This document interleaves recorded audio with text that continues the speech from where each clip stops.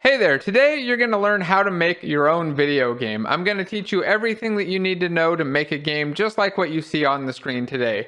Even if you've never written a line of code before, never thought about making a game before, I'm going to take you through the process step by step, make sure that you don't get lost, and make sure that you're successful getting your game completed and then being able to customize it and make it your own. You'll be able to make games at the end of this, share them with your friends, and have a lot of fun along the way. It's a really cool, really fun, useful skill to have. It's a great career to get into if you're interested in game development. It's one that I've loved throughout my entire life, and I don't really know anybody who's gotten into game development and hated it. So if you're into game development, you just want to know how to make a game, you're thinking like, hey, I need to learn how to make my first game, or maybe you're just trying to get started out and you want to see the full process of making a game that has a couple of levels and a couple different mechanics in a really clean and simple way, then hey, save this video, hit the like button, subscribe, and follow along. We're going to go through the entire thing. Also, at the end of the video, I'm going to do some extensions to this. I'll add on some extra features and some things that people might want to see. Things like adding this little dot line that you'll see right across my screen to show the direction that we're going. So if you have requests for features that you want to see or other things like that, also drop them in the comments below and let me know, and maybe they'll go into one of those extensions. All right, let's get started.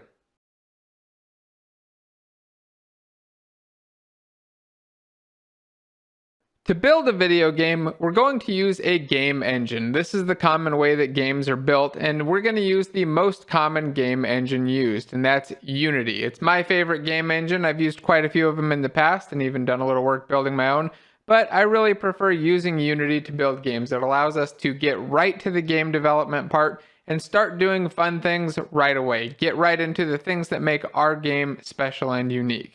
So to set up Unity, we need to first download it. And downloading Unity is pretty easy. There are a couple different ways you can go about it. Usually what I do is just open up a browser and just search for download Unity. That'll give me a couple search results, and usually it takes me directly to the download page. You could also go directly to the Unity homepage, unity3d.com, but I like going to the download page because right here I can click on Download Unity Hub and set up the installer the fastest way possible. So I hit download Unity Hub, and then I'm going to allow it to download my Unity setup.exe, which is 50 megs. I'll hit run, or I could hit save and go find the file, but I like to just hit run, hit yes when it pops up asking me if it's okay, and then close out my browser for now. So here I get the license agreement. I'll read through the entire thing really fast and then agree to it. Let it go to the default folder, clicking install, and watch as it installs. The install for the hub should be relatively quick. I'm going to hit finish once it's done and let it run. Now the hub manages Unity installations and projects, so we can have multiple versions of Unity installed and multiple projects and kind of bounce between them without having a bunch of folders or shortcuts on our desktop. So here it's given me the firewall alert saying that, hey, Unity Hub needs firewall access. I need to allow this or else we're going to have problems. So I hit allow, and we're good to go. Now in some versions of the hub, there's a little pop-up here that might say you need to create an account and it wants you to install Unity 2019. If you get something like that, or you get one for maybe it says install Unity 2020 with a pop-up, you can either follow that process and go through it, or you can cancel out and create an account yourself. Either way though, you're going to need to register an account. So one of the first things that you'll need to do is click up here and hit sign in. If you don't have an account yet, you'll need to go ahead and create one. To create one, we need a username. So I'll give it my name and a number. There we go, too, and my full name. Perfect. All right, now we'll create our Unity ID. Oh, I've got to agree, and then create my ID. Then I can go into my email and I should have something that looks like this. It comes really quick, and just hit the link to confirm. Once that's done, it should confirm my account. Here we go. I got to verify I'm not a robot, I guess, and then verify it, and I should be good to go. Now, if I come back over to Unity, I should be able to hit continue and get logged in. So the first thing I'll need to do is add a Unity version. If you ran through the automated installer, you might already have one, but if not, you're going to want to add a Unity 2020 version. So we'll hit add, and I'm not going to choose the recommended release right now because right now it's recommending a Unity 2019 version, and we're working in 2020 to use some of the latest features. So I'm going to choose an official Unity 2020 release, and make sure not to choose a beta or an alpha or any pre-release version. So there we go. I've got 2020 selected. I hit next, and now we get to the modules section, and I'm going to leave the dev tools or the Microsoft Visual Studio community option selected. If you have Visual Studio Code, that's because you're on a Mac, go with that. I'm not going to check anything else, but you're welcome to install any of the other modules that you feel you need. I don't think that we need any for this part right now. So I'll hit next and agree to the terms, and then hit done and hit yes to allow it to install. After maybe 5-10 minutes, the installation should finish and we can continue on. So I'm just going to let it run and let it go through the entire process. Now, how long it takes to install, by the way, is going to depend on your system and your hard drives. The faster your hard drives are, the faster this is going to install. The best system to install this on is something that's running like an NVMe SSD hard drive. If you have a slower hard drive, it just takes longer. It's not going to prevent you from working on it, though, and it's not going to prevent you from developing. You can really do game development on just about any type of computer. It can be an old laptop, a brand new system, a super high-end system. It doesn't really matter. Some of the best games are built on crappy old things that are falling apart. It's really about just putting forth the effort, solving the problems, and getting the job done. The hardware helps, but it's not a mandatory thing. It's not really a requirement. It's not something that should ever stop you from building games or moving forward. So here we go. It's almost done with my install. I'm just going to let it keep going and stay quiet for now.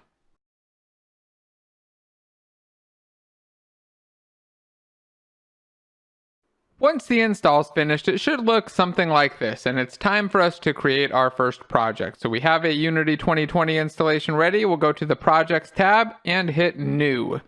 Then you'll get a new project creation wizard. This is going to give you a couple different options. First is we need to choose a template. It'll start on 3D. You'll see there's a 2D, a high definition render pipeline, a universal render pipeline, and then a couple other options down here. And these are changing as time goes on. They're adding more and more of these starter kits or starter templates. What we want to kick it off with, though, is the 2D template. Don't start with any of the others. We'll just begin with 2D. We also want to choose a location for our file. I'm going to put mine in C:/projects. Or it's not really a file, it's a bunch of files. It's our set of files for our project. So I'm going to put it in this projects location, and I'm going to give our project a name. I'm going to call this, I was going to call it Mad Birds, but I think I'm going to call it Terrible Tweeters. Because they're just mad birds, and I don't know, it's 2 T's. Let's hit create and allow it to create our project.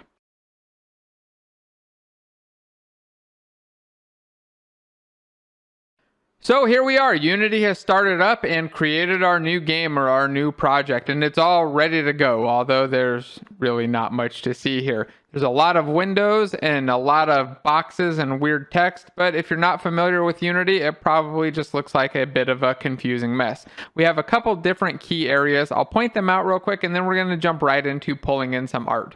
So the first is a hierarchy that shows everything that's in our current level. We'll talk about that once we put some things in our level. This view right here is the scene view, and it's showing kind of a in-editor view of what's in our level. So this is a list of it, and this is a visual view of what's in our level. And then down below, you'll see a project view, which is more of a file structure or folder structure of all of the assets that are in our project. This will be everything from our 2D images to 3D models, art file, all art files really, sound files, music, textures. What else would there be?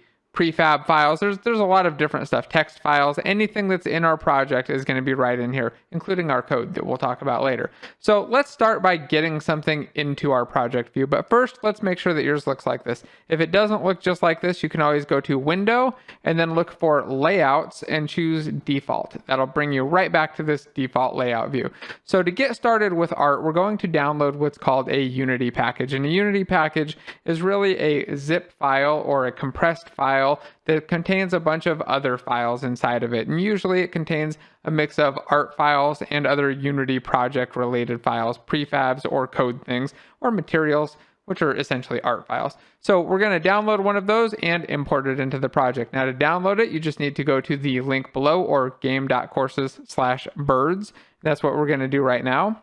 Now on this page, I can just hit the download now button to grab the package, but I did notice that if I'm on Edge and I hit download, it actually tries to rename the file. So I'm going to hit save, and then I'm going to open the folder and make sure that it has the correct extension. It should not be .gz, it should be .unity package like it was when I saved the file. So if you see it as a GZ file, you need to come in, hit F2, rename it, and put in Unity package, all one word. We just need to change that extension and then hit yes, we want to change the extension. We should see that little Unity logo or Unity icon show up. Now again, if you just download this in Firefox or Chrome or anything other than Edge, this doesn't seem to be an issue. It just seems to be something weird that they're doing with compressed files and renaming them and accidentally catching something they shouldn't. So now I've got my bird art file here. I'm going to close out my browser and I'm going to leave my Unity window up. I've got my downloads window here with my bird art up and my Unity window there. And I have two options, well really three options. I could first just double click on this, and if this is the only Unity instance that I have,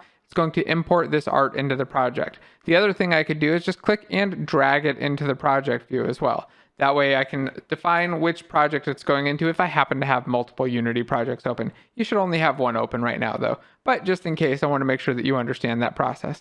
So when I do that, I get this import Unity package window that pops up, and it shows me all of the things that are going to be in this package. It doesn't show me a really good preview of them, but I can get a list of the file names. I can see I've got an art folder with some birds, some environment stuff, some monsters, some props, and some UI. Then I have the option to choose none, unchecking them all, go check individual ones, or just leave all checked, which is what we want to do, and hit the import button. That's going to pull in all of the files underneath this art folder, just like the preview showed. I'm going to click on it, and then I'll expand it out with the little arrow here, and then click through some of these folders and take a look. You see that we've got some birds here. We've got 2 different birds in 4 different states each.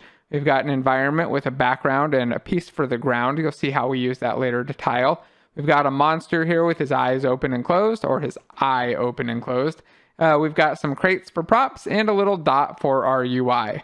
So now we're ready to start building our game and start creating our first character.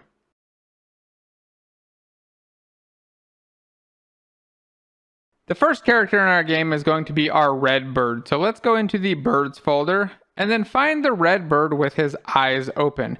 So here I've got red beak, or beak red open 1, and I think that's the one I want to use. If your view doesn't look like this, by the way, there's a little slider here that allows us to make these images bigger or shrink it down all the way to a list view nice and small. I'm going to go, I think, with the biggest size for now, and just start with this beak red open 1. And this is going to be my first character, or my first bird. I'm going to take him and I'm going to click and just drag him out into the scene view. You can see that as long as I hold the mouse button down, I can move him around. If I let go anywhere, he's going to just drop in there, and I'm going to get this red beak open 1 placed in a position. Now, if you got this in a position that you can't find, you can't control it anymore, you can just click on it, hit delete, and try again.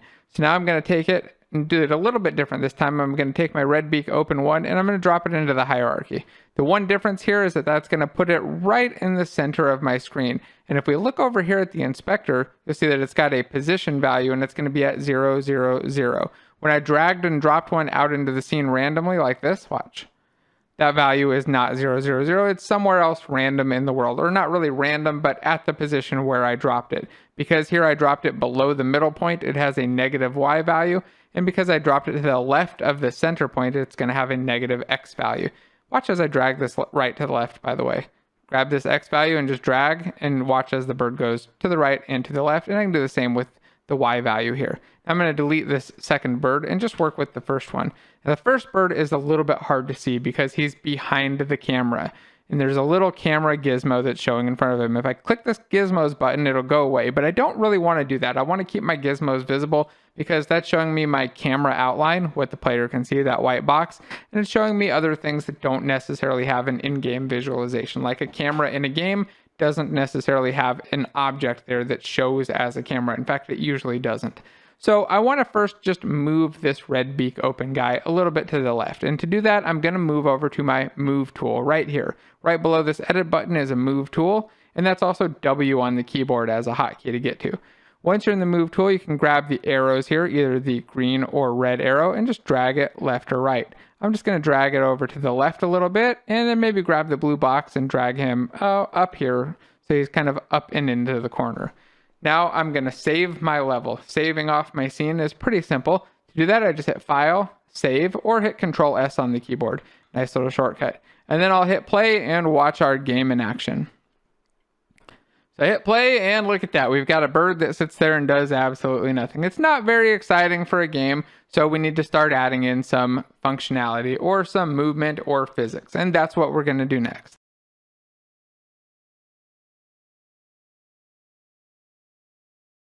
So to make our bird work with physics, we need to add in some physics components. And first, we just need to make sure that we have our red bird selected. And right now it's named Beak Red Open 1. I'm going to rename this.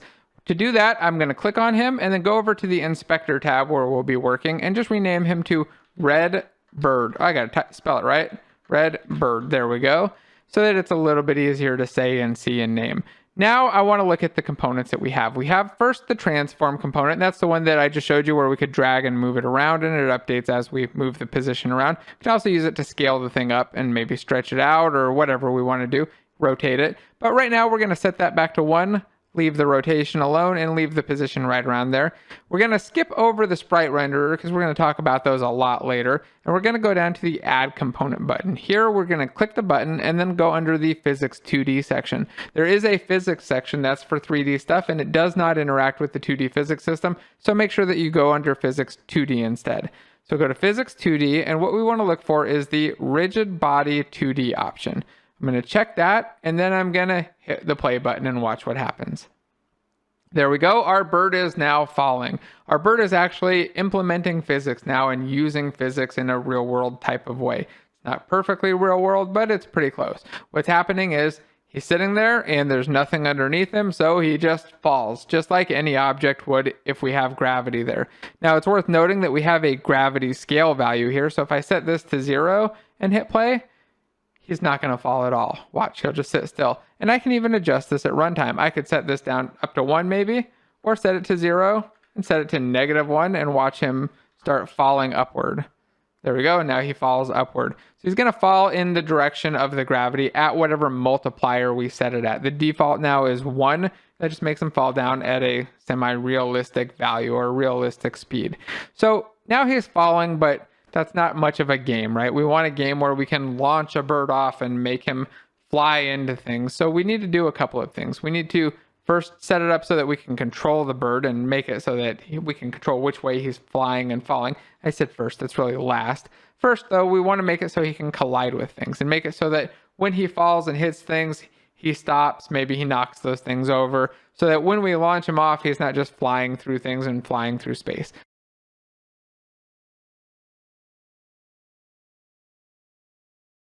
Now to make him collide, we just need to pull in some ground or something for him to actually hit. So we'll go to the environment folder, and we're going to take the summer ground piece and drop that into our scene.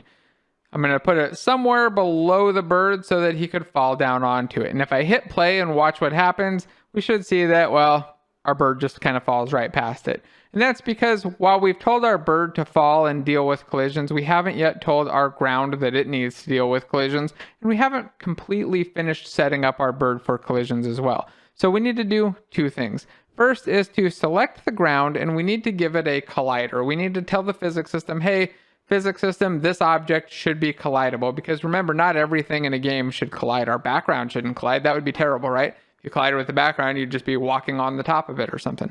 So to do that, we're going to add what's called a collider. And since we have right here a pretty square shape or a box, we're going to add what's called a box collider. By the way, to zoom in and out on the scene view, just use the mouse wheel and use the right mouse button to drag around and zoom or kind of pan around as you zoom in and out. So I'm going to add a component and I'm going to go to physics 2D and I'm going to look for box collider 2D. Notice that puts a little green box right around our box here. I'm going to hit play and watch what happens.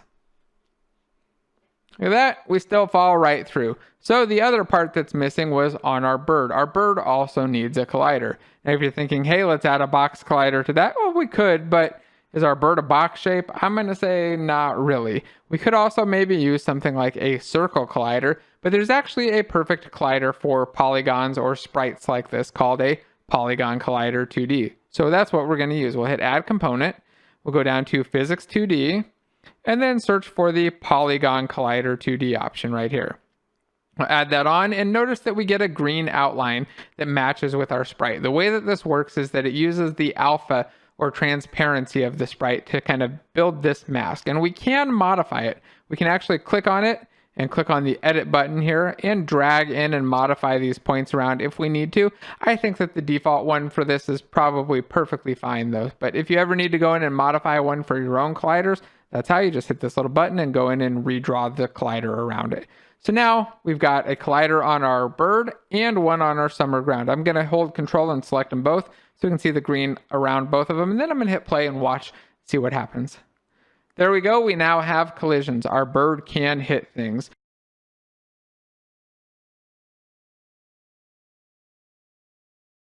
Now, before I go launching this bird, I think that we need a little bit more area to hit or area to land. So we're going to take this ground piece and stretch it out. We're going to make it wide, really, really wide, so that we can use it as the ground for our bird. No matter how far we shoot him, he can hit that ground piece. So I'm going to zoom out here with my mouse wheel, and then I'm going to rescale this thing. So if I just grab the scale value here and start stretching it out, you see that it looks pretty terrible. It stretches out and distorts, not the effect that we want to have. So I'm going to set this back to a 1, and we're going to change and do something else.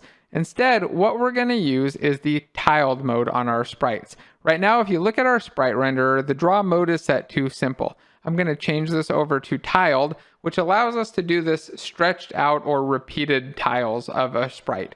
So now that we have it in tiled mode, I'm going to hit the T key or click over here to the rect tool. You'll want to do this when we start scaling this. So click over to the rect tool or hit T, and then grab the right hand side and just start dragging. And look at that, it starts stretching out further and further. And I can drag out way past the screen. I'm going to zoom out here and just drag over to the left as well, and then zoom back in a bit. Now notice that our collider is a little bit weird. We've got this green box here and it's just in the center. And if I hit play, it's not going to work anymore. Watch our bird, he falls right through. We need to actually set up our collider to use tiling as well. Luckily, that's as simple as checking this auto tiling box. Now that green went all the way to the end, or both ends, and if I hit play, I now have a nice long ground piece that I can land on. I'm going to stop playing and move this down a little bit, and then I think I'll call it good with my ground. So I've got my ground, I'll hit W to switch over to the move tool, or click on the move tool, and then I'm just going to move it down a bit. But I think to move it, first I want to move over to grid snapping mode. So let's do that now. Grid snapping mode is a mode that allows me to move things so that they don't move along with decimal points. Notice as I drag this up and down, I'm getting very fine movement down to like the 10th or 100th of a point or 100th of a unit of movement. And in a game like this, I really want to move on maybe like 1 unit or half unit marks. So I'm going to switch over to grid mode. To do that, I need to check this box, but I can't do that until I switch over from local to global positions. Or global rotation is really what it's about. So I click on that button and this goes to global. Now I can check on the grid snapping. And it'll turn it on, it'll get this bright white light up look, and turned off, it'll look like that. So I'm going to turn it on, and now watch as I drag this around. Look at the value. It's going 4, 5, 6, 3, nice and even numbers. And I'm going to drag it right up here so that the bottom of it is lined up with the bottom of my camera. And then I'm going to just drag it over so that the X position is at 0 so that it's just nice and centered, and it goes on for a really long ways to the right and to the left.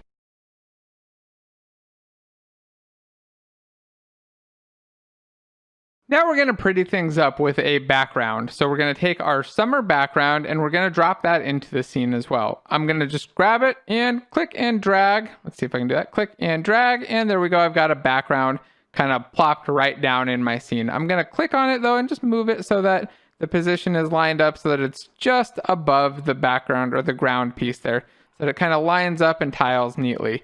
Now I want to stretch this background out as well. So I'm going to switch the draw mode over to tiled. And notice here that it says sprite tiling may not appear correctly because the sprite is not generated with full rect or sprite mode is set to polygon mode. This is an issue that you didn't see in the summer ground because I already switched the mode for you, but I want to show you this on the summer background because when we set up tiling on a sprite, we generally need to do this. We need to go to the sprite, click on it, so find the source one, and change the mesh type from tight to full rect, and then hit the apply button. And once I do that and I go back to this background and I have tiled mode on, notice that that error message or warning has gone away. Now I'm going to zoom out, hit the T key again to go back to that rect tool, and then just start dragging this out, stretching out the background to kind of match with the ground piece that I have there. So now I've got a nice long tiled out background, and I'm going to set that position to 0 again just so I can center out the starting point.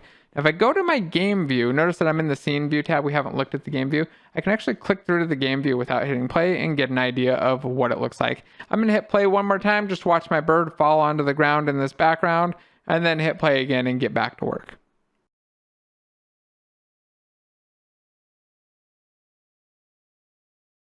Now, depending on your system, you might be seeing something a little bit strange. You might notice that your bird isn't actually showing up. So you might see that your bird is just kind of invisible. Here, I've actually switched over to a completely different computer to show exactly how this happens.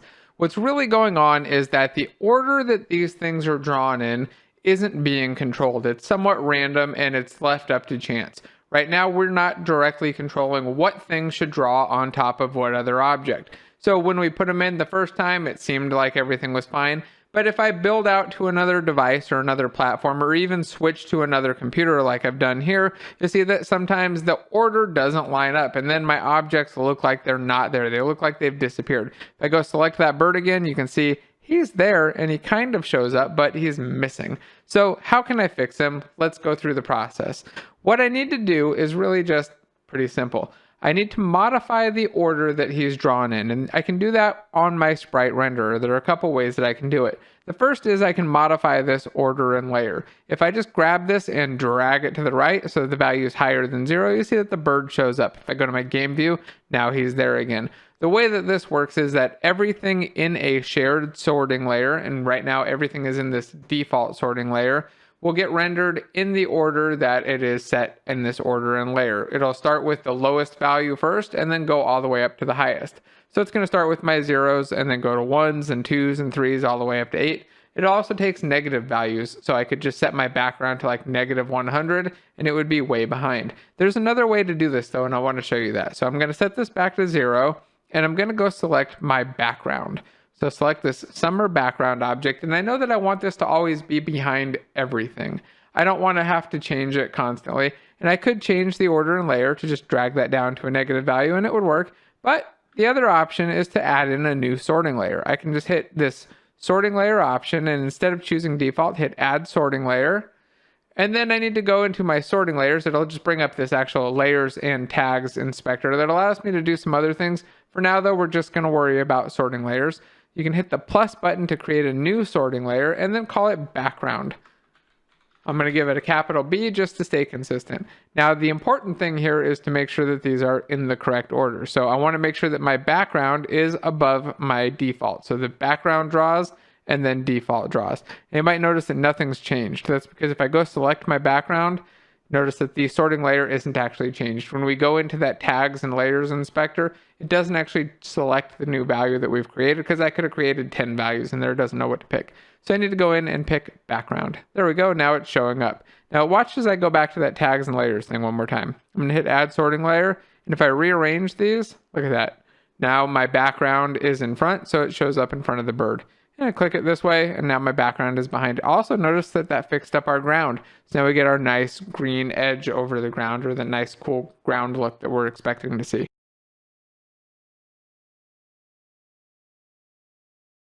Now that our bird is showing up right again, I want to make him animate. I want to make him flap around so that when we drag him and make him go launching, he doesn't look like just a static bird sitting there floating around on the screen. So to do that, I'm going to go into my art folder and go to the birds subfolder. And I want to take my two open beak birds. I'm going to switch over to list view mode though. Remember this little slider here? I can drag it all the way to the left and go into a list view. And I'm going to take the red open 1 and red open 2 and hold shift and select them both. So click the first one, hold shift, click the second one, and then I'm going to drag them into the hierarchy. This should pop up a create new animation dialog that's going to allow me to create a new .anim file. It wants me to give it a file name. I'm going to call this red bird eyes open. So red bird eyes open. And it's good to give your things a useful, meaningful name that actually makes sense. It's a lot easier than RBEO or something like that, where I'm going to have to try to remember and decipher it. Name things well, it'll save you a lot of time in the future. So red bird eyes open, and I'm going to save this in my art birds folder and hit the save button. Now if I hit play, let's see what happens. We see that my other bird falls and this guy just flaps his wings. So how do I get this bird to do what this bird's doing? This is my one that's going to be my character, and I want him to play this animation. So I'm going to stop playing, and I'm going to take a look at these two birds that we have here. When we dropped it out there and created the animation, it also created a sprite out here, or a game object with a sprite and with an animator component on it. Our other bird has a sprite, and a rigid body does not have the animator component. So what we need to do is get that animator component or something similar onto our bird. So to do that, I'm going to go collapse these two components here and then go to my beak red open. I'll right click on the component and hit copy component, go over to my bird, and then I can click on this little dot here and there's a paste option, paste component as new. Let's drag this over to the side so you can see it. I can hit paste component as new, and that'll drop it on there. So now I have this animator on this character. Let's see what that looks like if I hit play. There we go. Now he falls and he flaps his wings. Looking much better. I'm going to delete the other red bird open one. So select this guy, hit delete on my keyboard and get rid of him. Now I've got a single bird that animates and is ready for me to launch him or write some code that can launch him.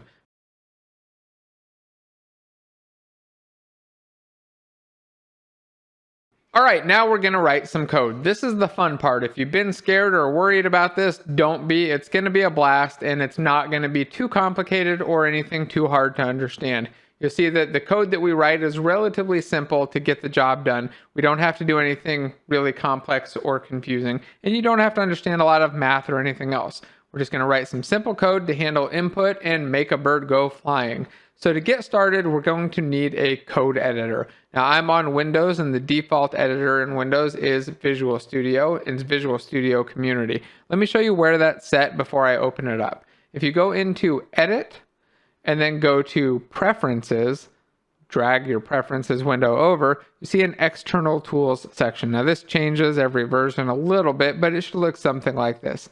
Over here, you'll see an external script editor. I'm using Visual Studio Community. Writer is another great option by JetBrains. I use that all the time. You can also use a different Visual Studio editor or Visual Studio Code. If you run into problems and you're not seeing things like auto completion or your project isn't working right, make sure that you come into this section and hit the regenerate project files. That will usually fix the issue. If that doesn't fix it, try closing Unity, reopening it, regenerating those files, or even rebooting. Sometimes we run into weird issues, things get out of sync, and you just got to do a quick reboot. But normally, if you have a problem where you can't open the code editor, this regenerate button is enough to fix it. Okay, enough about that. Let's talk about actually writing code. So to write some code, we're first going to need to create a script. And to create a script, I want to put a folder in here first so that I have a place for it. So I'm going to go to my assets folder. Here we go. Just left click there and right click on our assets folder in this gray area. That's going to bring up this creation dialog, or it's really a dialog with a lot of options. But the one I care about is create up the top, and I'm going to hit folder. We're going to create a new folder, and we're going to call this scripts, S-C-R-I-P-T-S with a capital S. It's a very common folder name for Unity code files. Expect to see it in just about any Unity project that you see. Some people may name it something different, but the default is just going to be scripts. I'm going to hit enter and go into that folder. Now I've got this empty scripts folder. I'll right click again, hit create, and we're going to choose C# script. That's the language that we're going to write all of our code in, C#. Unity used to support some other languages and no longer does, and you don't need to worry about anything other than C#. So we're going to choose C# script, and we're going to name this script bird. I haven't hit enter yet or anything else, so I'm just going to type in a capital B-I-R-D. Make sure that you capitalize the B and get the casing right. Otherwise, you're going to notice some errors and issues, or you might later, because the language is case sensitive and it's going to create a file and a class name that matches. So I'm going to hit enter. If you named it something else or you left it in a lowercase b, just hit delete, clear that thing out, and then go in and recreate it again. So just right click again, create, C# script, capital B-I-R-D, and then enter. Now I have my bird script. And here you can see a little preview of the code. You can't actually edit that code though, and that's definitely not how you would want to. So we're going to open up our code editor now, and we can do that usually by just double clicking on the file. Here we go. Visual Studio has launched and it's way too big, so I'm going to shrink it down. Now, if your Visual Studio doesn't launch like this, you don't get it open or it doesn't happen, again, you can regenerate project files or watch, I'm going to close this real quick. You can also go into game object or no assets, sorry, and then open C# project. That should also force open the Visual Studio project. It might not take you directly to the file though. So if it doesn't take you to your bird file, just go back into Unity and double click on it again. Or you can go to the Solution Explorer window, which might be over here to the left, depending on how your Visual Studio is set up. And then you can expand it out, go to Assets, Scripts, and find your bird there. All right, now that I have my bird script open, I want to talk about what all this is, because if you have never seen C# before, this probably just looks like a bunch of random words. Oh, looks like I've got an update. I'm going to ignore that for now. So let's zoom this in and take a look at what this code is, what it's saying, and then make some modifications to it. So I'm going to hit my zoom a little bit, just controlling the mouse wheel to zoom in on Visual Studio. And up at the top, I have two grayed out lines. These are grayed out because they're actually lines of code that aren't used right now, so I can just ignore them. This next line here is what's called a using statement, and it really just says, hey, that this code or this script is going to use some stuff from Unity's engine. We're going to use some Unity specific code or objects, and we needed references to that. So it's saying, hey, when you build this thing or when you do your compilation, just know that I need Unity for this. Now, that thing that it needs is this mono behavior part, but we're going to talk about that later.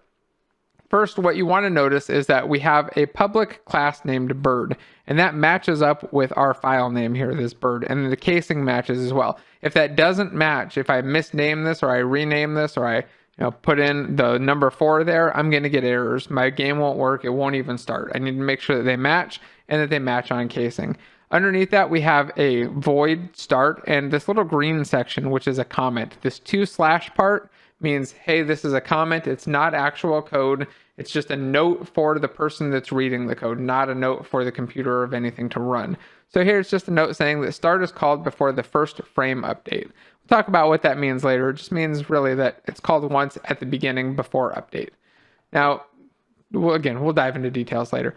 The update down here is a little bit different. This is called once per frame. So it means that every frame, if we run 100 frames a second, this will get called 100 times a second.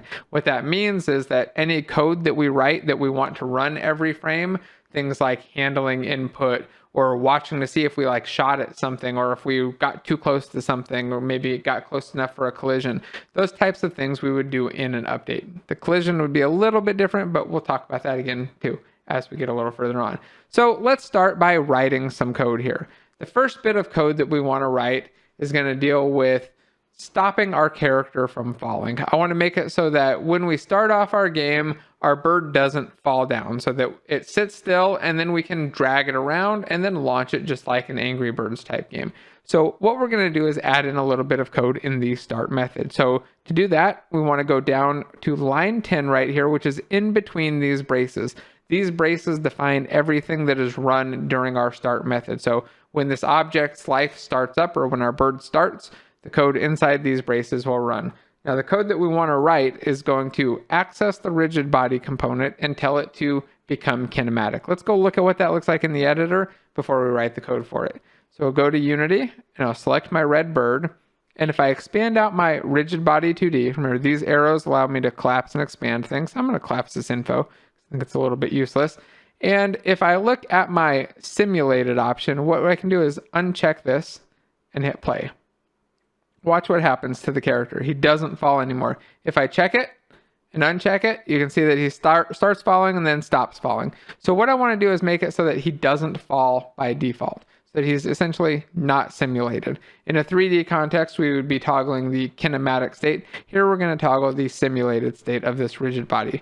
To do that, we'll go right back to this line 10, and we're going to write in the word get component, and we're going to add in the less than sign, that's shift and comma, or the key right next to M, and we're going to put in rigid body 2D. Now I'm getting good auto completion here in Visual Studio, and you should as well. If you're not seeing that, again, go back into the editor, go to the project settings part, edit, and go to, preferences, and go to external tools and regenerate those project files. You should start to see it show up. If that doesn't work, then make sure that your Unity is updated and that your Visual Studio is updated too. Sometimes they get out of sync.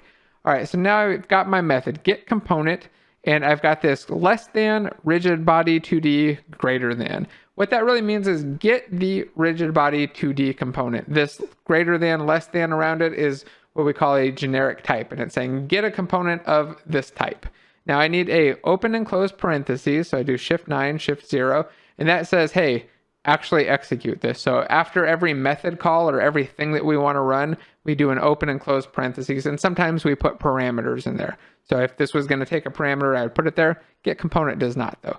So I get this component, and then I put a dot, because that's going to get me a reference to it, and then I can do something to it.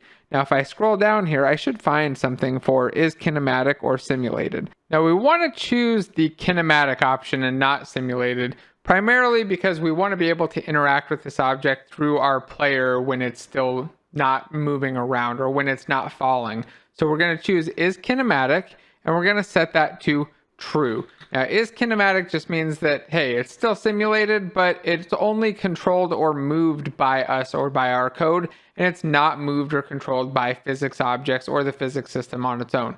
So we'll save that off, and we'll go into Unity, and then let's hit play and watch our bird. He should no longer fall, but stay simulated. Look at that.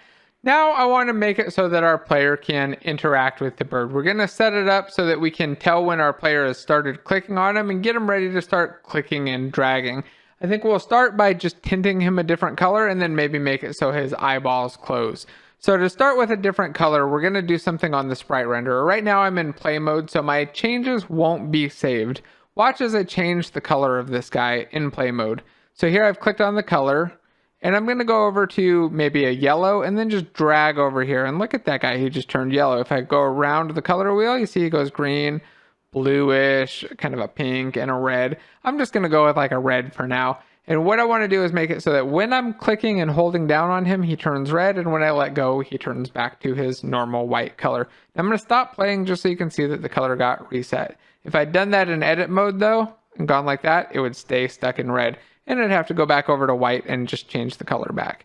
Okay, now let's go write the code to make this happen at runtime when our player clicks on the character. So to do that, we'll open up our bird script, and we're going to add in a new method. We're going to add in an on mouse down method, and this is a built-in part of Unity and part of this mono behavior class. So to do that, we're going to go right here to line 12 and add in an extra line. I'll add in 2 lines, and then I'll go up to line 13. I want to have a little bit of space between my methods. I'm going to type in the word void, which means no return type or don't give us back anything. We'll talk about that later. And then we're going to add in the words on mouse down, and it should auto-complete for me, but if it doesn't, you can just type it all out with an open close parentheses and then add in the open and close braces. It automatically added them for me, and it automatically added this private keyword. I'm going to remove the private keyword because I don't necessarily need it. It's private by default, and that just means that it can't be called from another class. We don't have any other classes. It doesn't really matter, but I'm going to get rid of it to line everything up and make it nice and short. Again, it's just telling us that it's the default. I don't necessarily have to have that there. It doesn't make any technical difference. So on mouse down, what do we want to do? We're going to change that color of the sprite renderer. So just like we got the rigid body 2D component, we're going to get the sprite renderer component. So say get component of type. I'm going to hit down arrow and enter, and then hit the less than key because the down arrow one didn't do anything different for me. And I'll put in sprite renderer with a capital S and a capital R. Open close parentheses after the greater than sign, and then a dot at the end. Now this is where I get that pop-up to allow me to see the different properties on there. Look at, there's a flip Y, a flip X. You might have seen those on the sprite renderer. And if I keep going up, you'll see the color. And I'm going to set this color to something. So to do that, I need an equals, which means we're going to assign it. And I want to assign it to a built-in color. Now there are 2 different ways that I could do this. I could just say it's equal to a new, and then put in the word color and an open parentheses, and then I can give it a value of like 1 for red, 0 for green, 1 for blue, and let it create that color so that it's 100% red and blue and 0 green. What's that going to come out to? Like a purple. Or I can use this other shorthand, which is color dot, and there are a bunch of built-in ones. So I could use white, green, red, blue, black, clear. I'm just going to go with red and make it really obvious. So I can say color.red, which is just a built-in one. I'll save that off, and I'm going to go back into Unity and try it out. Remember, it's Control S to save, by the way. Get used to that hotkey. You're going to use it all the time. So hit play in here, and I'm going to click on my bird, and look at that, he turns red, and then I'll let go, and he stays red because we haven't written any code to turn him back white. So let's go back into our code and add in the code to make him white. We'll open up our bird, double-clicking on that script, and we'll add in an on mouse up. To do that, I'll say on mouse up. Notice I didn't even type in the word void. I just started typing and let it autocomplete. I don't even have to worry about the casing if my code editor is working right. And then I can hit enter and let it generate. If it doesn't generate for you, you may have to just go in and type it all out. But I'd recommend getting your auto completion working if you can. I'm going to delete this private keyword, just double click on it and then hit delete twice. And then we'll add in a on mouse up method or handling of the on mouse up. So I want to do the same thing that we're doing here, except turn it to white. And I don't want to type because, hey, typing takes time and I can just copy this and make it faster. So I'm going to click here, drag to the end, hit Control C to copy, then I'll click here on line 20 and hit Control V to paste. Nice and short, save myself some time. And now all I have to do is change this word red to white. So now on mouse down, we'll change it to red. On mouse up, we'll change it to white. Let's go try that out. Go into Unity, we'll hit play. Click, he's red, and let go, and he is white. So there we go, he's turning red when he's charging up and white when we're going to launch him. We're getting there. We're almost to the point where we can start launching this bird off. Next, we need to make him actually move around when we drag our mouse. So to do that, we'll stop playing again, go back to our bird, and add in another method. This is going to be an on mouse drag. Just like on mouse up and on mouse down, there's an on mouse drag. So hit enter 2 more times and type on mouse drag. And I'll get rid of that private keyword again. Just double click and hit delete twice. And then here, what we want to do is move our bird to wherever our player's mouse is.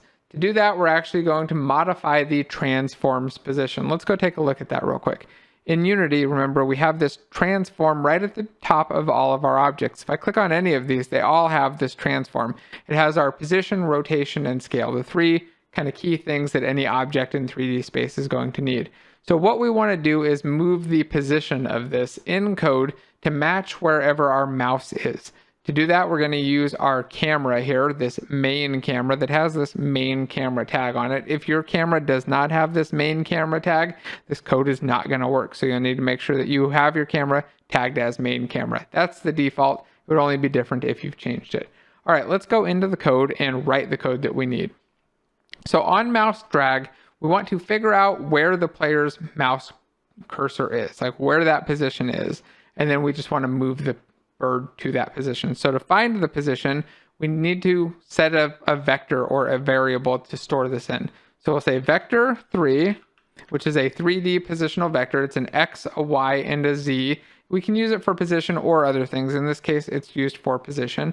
And we're going to call this mouse position with a lowercase m and a capital P, because that's called Pascal case, or sorry, camel case. That's camel case, and that's what we generally use for variables in C#. If it's a variable like this, something that we're using inside of a method, we use this camel case, where we start with a lowercase and then use an uppercase letter for every word after that. So we have a mouse position. We're going to assign it to camera.main, which is going to find that main camera in our scene. It actually does a search by tag, and it looks for all objects tagged with the main camera and finds the first one that's a camera tagged with that. And we want to use the screen point to world point method. So we're going to select screen point to world point and then do an open parentheses. And what we need to give it first is a screen point for our mouse. So to do that, we go input.mouse position and then add a semicolon at the end. So this is actually just going to give us the mouse position in world space in our game, just off of our main camera. Again, this only works if our camera is tagged as the main camera, so it knows what camera to use. It's one of these nice built-in methods to find positions and map things, so that you don't have to do all of this math yourself. So now we've got our mouse position. We just say transform.position equals mouse position. Save that off. Make sure we've got a semicolon at the end of each of those, and then we'll go back to Unity and hit play. There we go. I click and I drag it around, and look at that. My bird totally disappeared. Let's see why that happened. I'm going to go select my bird and look at him. Well, let's stop playing. Go select the bird and then hit play. And let's look at him in the inspector. So right now his position is at almost -6, 1.8, and 0. I'm going to click on him and look at that. The -6 and 1 values look good, but look at that Z. The Z actually changed to a -10. I'm going to click on my camera. Notice that that's also at a -10. Let's stop playing and think about what's happening here. We're doing this shot into the game or into our scene from our camera using this screen point to world point or screen to world point. And it's giving us a point for where we're clicking in here, but it's using the camera's Z position because our game is completely flat. So we need to set the Z position back to 0 or leave the Z position alone. So we'll go back into our bird code, just double click on my bird script here. And when we set the position, instead of setting it to this mouse position, let's set it to a new vector3, and we'll use the mouse position's X value. So I do mouse position.x as the first parameter, and I'll put a comma here, and this allows me to do a second parameter of a vector3. So here I'm just creating a vector that's got an X and a Y value that match our mouse position, and then we're going to leave the Z value alone. So say mouse position.x for the first and mouse position.y for the second parameter. And then for the third parameter, we'll just use transform.position.z. So that way we're using our own Z position. We never move it, and we only move along the X and Y values.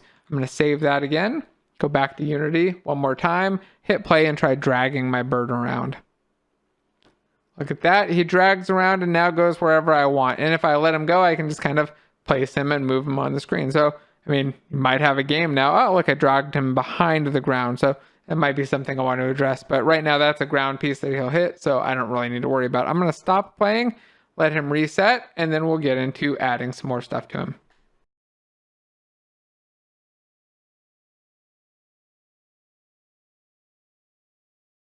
Now we're going to make our bird actually do some flying. We're going to make it launch off like an Angry Bird in Angry Birds and go flying, well, in the opposite direction of the way that we pulled it. So if I pull it straight back, it'll fly straight forward. If I pull it straight down, it'll fly straight upward, and so on. So we're going to need to write a little bit more code to do that. And to do that, we need to open up our bird script. So we'll double click on the bird script here, get it open. And what we want to do, well, there are really two things. First, we want to keep track of our starting position, the spot that we're in, well, when our game starts, just our initial position. And then we want to, when we release the mouse or in our mouse up, launch our bird off towards that starting position. So we'll figure out what that start position is, save it off in what we call a variable or a field. And then on mouse up, we'll just launch our bird towards that position.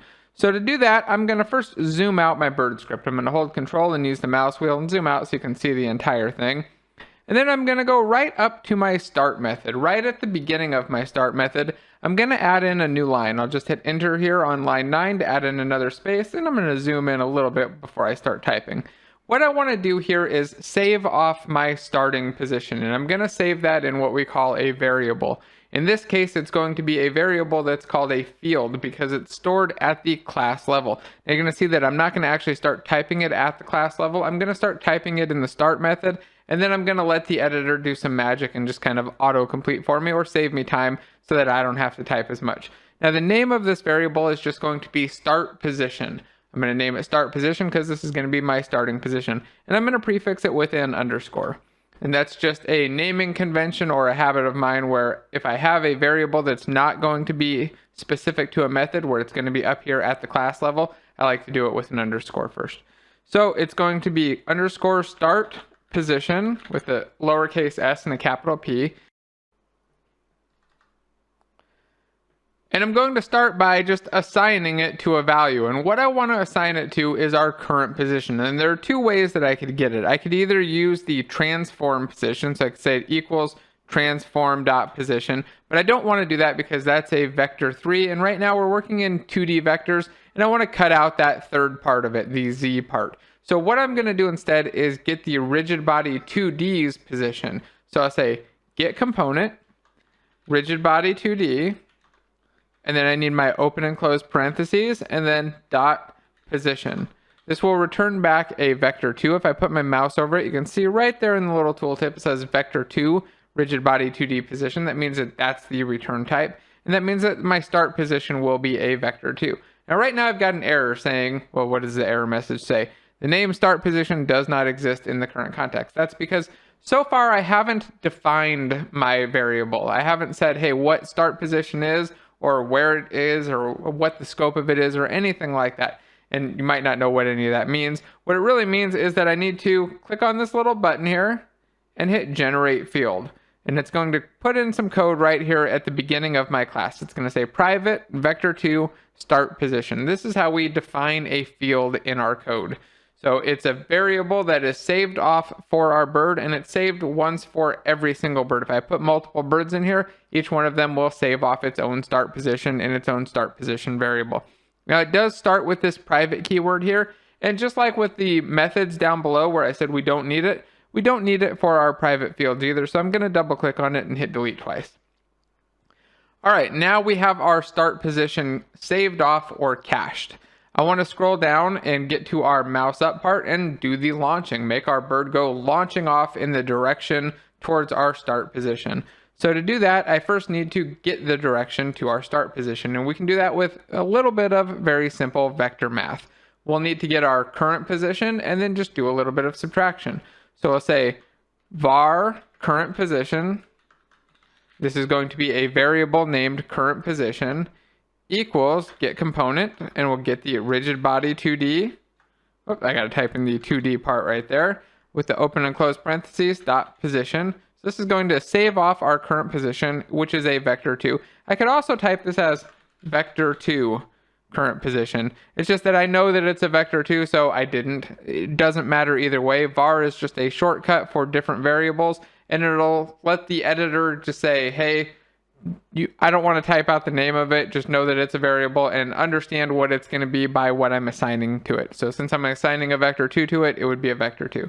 But we can just use vector2 as well. I just wanted to show you that var syntax because sometimes you're going to see it and it might be a little bit confusing. Just know that it's a shorthand for just any old variable. It doesn't mean that it is any old variable. It just means that we're not writing out the name of it. So we've got current position there. Now I said we need to get the direction. To get the direction, we just need to do some subtraction. So say vector2 direction equals, and then we'll use our start position, so underscore start position, minus our current position. Now what this is going to do is subtract our two vectors. It's going to subtract that start position from our current, put it into a direction. And a vector2 is just a vector or a variable that has an x and a y component. So it's really just a x value and a y value that are floating point numbers, just numbers with decimals that could be positive or negative. Essentially what we're seeing right here. Let's go to the bird and just look at a vector. Here's a vector3 where we have x, y, and z. When we access the vector or position from the rigid body 2D component, since it's 2D, it has these two, just not that z value. Now let's look at why we would do that subtraction of the start position minus our current position. Let's say that our start position is right here. In fact, let's move our start position right now to 0 and 0 because I think that that makes it a little bit easier to understand the math here. So our start position's at 0, 0. And imagine we've drug our bird to the left 1 meter. So we go to -1. It's now gone 1 to the left. In fact, here, let's move him even further to the left. Move him -2 to the left. Imagine that's exactly -2. There we go. Now it is exactly -2. So what would the direction be if I did some subtraction here? If I subtract my start position and then my current position. So my start position would be 0 minus -2. Which means that my vector or direction is going to be a 2. So that means that if I move my bird with a vector with a value of 2 on the x, so say that I moved him in that direction just one time, I would do a +2 here. Oops, let's see if I can type that again.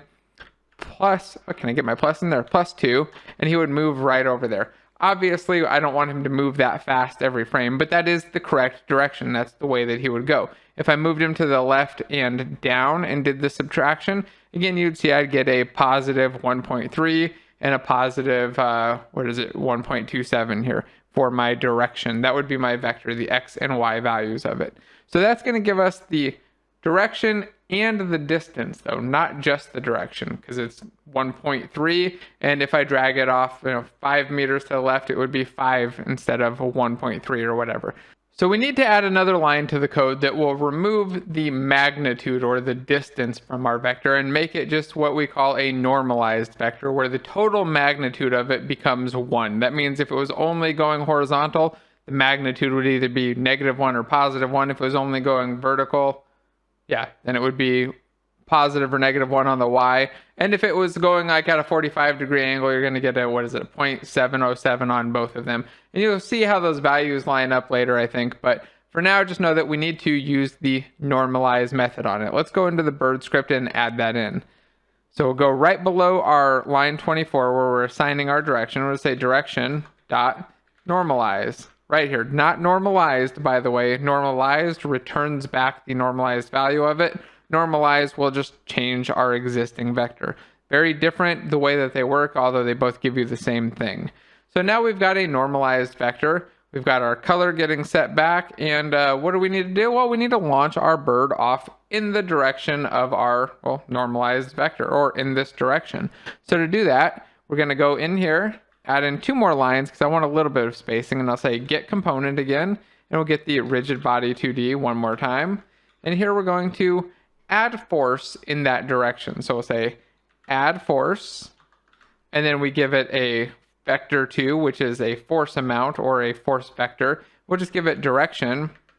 And then I want to multiply this. I want to give this some value that I can set on the bird where I can make this go faster or slower. We're going to start with just multiplying it by a number like 5 though. So I'm going to put star, which is our multiply, and then 5. So this is going to add force in our direction times 5. So whatever direction it is, we'll launch it off at a 5. We'll see if that does anything or if that value is way, way, way too low. Let's add a semicolon at the end, save our code off, and then go into Unity, hit play, and see what happens. All right, so I've got my bird still at 0, 0, 0. I'm going to leave him there for just a moment. We'll click, drag, and release him, and, well, nothing really happened at all. He just kind of sat there. So let's go take another look at the code. Why didn't he go flying? Well, if you remember just a little while ago, let's zoom out. We did set him to kinematic, and he is not going to go flying on his own. So in our code where we launch him, we also need to set him to not kinematic. So I'm going to take this line here on 13 and select the whole thing. Just click and drag to select it and hit Control-C to copy it. And then right above my add force line here, I'm going to hit enter one more time and paste. And then I'll change this true to a false, so that we're now setting it to no longer be kinematic and then adding force in our direction times a number 5. Let's try that again. Go back into Unity, we hit play, drag our bird, release him, and well, he falls down. So the is kinematic change is happening, but the force is not working. He's not flying. He's definitely not going far enough. Let's stop playing. Go back into our code and let's try cranking that number up. Let's add 2 zeros to it. Let's make it 500. Save that off and then go back to Unity again. And remember, it's Control S to save. I use that hotkey constantly, so just get used to it. We'll go back into Unity now. We'll hit play again. Drag this bird. Oh, look at that. He is now flying away. We now have a bird that somewhat works. I'm going to drag him over here to the right and see if he launches back. That he launches towards his start position. Dragged him into the ground and he kind of went falling. Let's move him around real quick. I'm going to click the bird. I've stopped playing. And I'm just going to go back into grid snapping mode and just put him up here somewhere up to the left. There's this -7.5 and 1 right now is the value that he's at. Hit play and I want to give him a quick drag and launch him, and I think that's looking much better.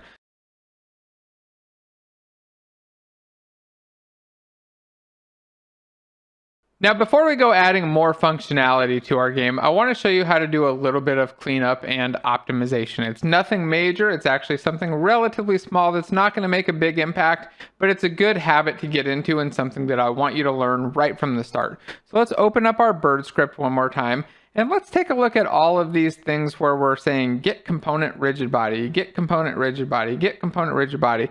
It's kind of littered throughout our code. I see 1, 2, 3, 4, 5 places where we're doing that so far. And this call, while it's not terribly slow, it's not the most efficient thing to do. And generally, when we're accessing components on a game object or in a script, we want to save them off and only get a reference to them once. We don't want to get a reference to them constantly. Now, when we're doing it in a mouse up type scenario or in a start scenario, it's not really a big deal. Again, there's no technical reason that you need to do this. And if you're running on a fast enough system, there may never be a technical reason that you need to do this. But it is a good habit and a good practice to get into, and it's called caching. We're going to cache our variable references or our component references and make it a little bit easier for the engine or our game to get a reference to them and use them later on. It also makes our code a lot easier to read because it's going to shorten things down and make it, I think, a little bit cleaner. So let's make that change now. The way that we're going to do it is take this little get component part right here on our line 12 where we get the rigid body, and we're going to replace that. We're going to replace it with a variable called rigid body in our class.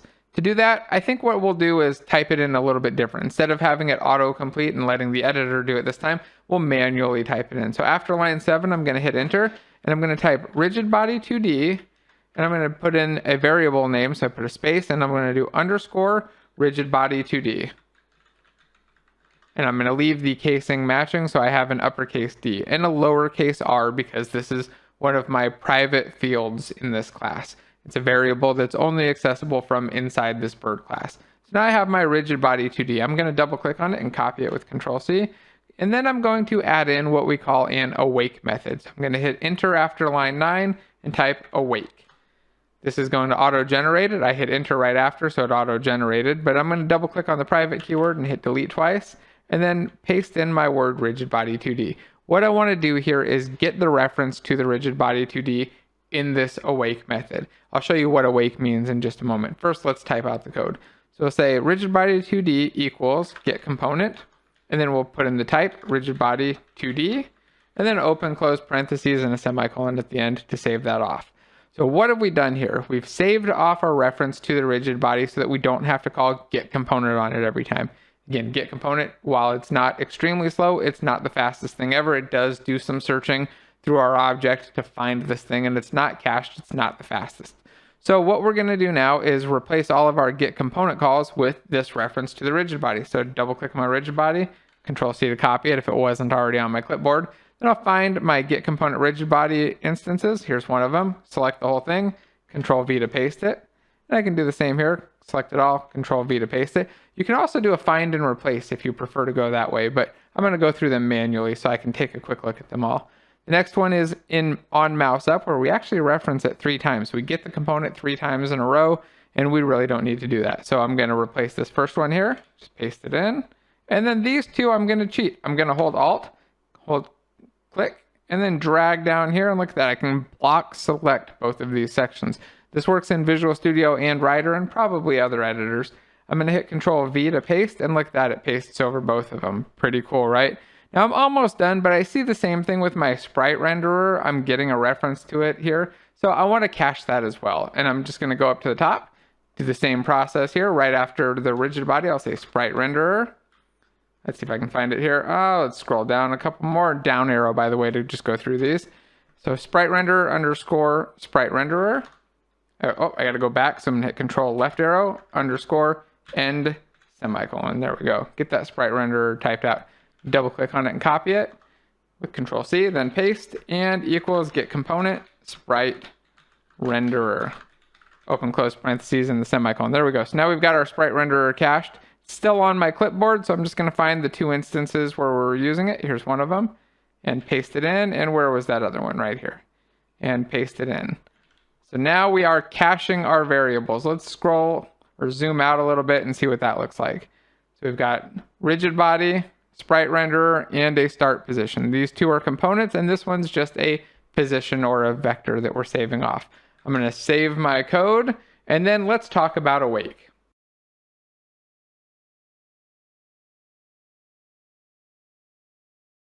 So the way game objects work or components work in Unity is that they run through these automatic events or these automatic methods that are called because they're mono behaviors. The Unity engine calls these events, well, behind the scenes, it manages when they need to be called and calls them for us.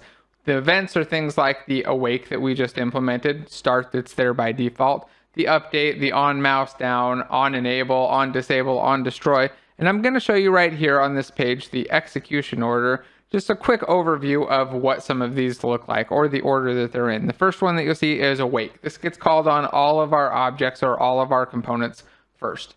Then on enable gets called on all of them. Then this editor method reset gets called. You don't need to worry too much about that. And then the start method gets called. So the reason that we have an awake and a start and that they're different is so that we can cache things in the awake before they're needed by something else's start method. So if we have things that are internal to an object or internal to a class, like we have here with our bird, where we want to get a reference to components that are on that object or on that game object, we generally want to save those off in awake. And when we're using, or what we want to do in start, sorry, to put this better, is to reference things that are like another object. We haven't really done that yet, but Unity just by default gives us a start, so that's where we started out with. It doesn't really matter. There's no technical difference between awake and start other than the execution order. And really just it's there for us to be able to manage what things get called when. You'll see more of that a little bit later on as our game gets more complex. The other ones to note though are things like on enable, which get called every time the object is enabled or toggled on. And then there's an on disable that gets called whenever the object is turned off.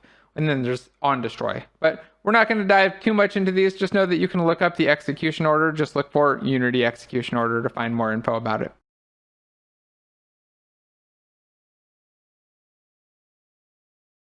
Now we're going to learn about a new type of variable, a really fun one that allows you to do a lot of runtime customization, or allows your designers to do customization if you happen to have designers or kids or a spouse or something else that wants to come in and play around with your settings. And that type of variable is what we call a serialized field. It's a variable that's going to show up in our inspector, kind of like these other variables you see on the sprite renderer and rigid body, order and layer, gravity scale, things that we've played with. We're going to add our own to the bird, and we're going to start with a launch speed or a launch force variable. So I'm going to open up my bird script, and I'm just going to double click on it in the inspector this time to open it. And then we're going to go up to the top of the script, and I'm going to zoom in a bunch so that the text is nice and big. Now I'm going to add in a new line here, and then we're going to start with the square brace. This is the key right next to P, and it's right around the enter key, right by our squiggly braces. Without a shift, get my square brace right there, it gives me the open and close. And I'm going to type in a capital S and serialize field, just like that, serialize field. Then I'll go to the end or over to the right one space and add another space. And I'm going to give this a type of float. This is going to be a floating point number, or a number that can be positive or negative, very large with a decimal. So it's going to be a float. And then we'll give it a name, and just like my other variable names, I'll start it with an underscore because it's going to be private. It's not going to be accessed from outside of this class. So I'll say underscore, and I'm going to call this launch force, Launch, and then a capital FORCE. And you're going to start to see the value of this camel case in just a moment. Now I'm going to give it a default value. So I'll assign it with an equals, and let's just assign it to 500 because that's what we're using right now. So I've got a launch force value set to 500, and I'm going to add in one extra line just because I like to keep my serialized fields separate from my other fields that are not serialized. It makes it a little bit easier for me to read the code. That's all. So I've got my launch force variable here, but I'm not actually using it. So I'm going to double click on it and hit Control C to copy it, get it onto my clipboard, and then scroll down to the part where we add 500 force. Double click on that and Control V to paste it in. So now what we're doing is using a variable amount of force. The amount of force is going to be adjustable in the inspector. Watch as I save my file with Control S, go back into Unity, and look at the bird after it reloads. There's a little indicator in the corner. There we go. It finished reloading, and I now have a launch force value here. And I can adjust this value. I can click on it, drag it to the right, drag it to the left, or I can just click right in here and just put in whatever value I want by typing. I'm going to hit play and try launching my bird now. I've just turned the value down to 200. Let's see what it does. So I pull it back, and now he does a very light little launch. Let's try cranking that up to 1,000 now. 1,000, and I'm going to drag him. And remember, his start position's over there, so we'll get him right about here. And, oh, he just goes flying off. Let's try again. Oh, he's actually going flying back the other way. He's going nice and fast, though. I can see that my force is working.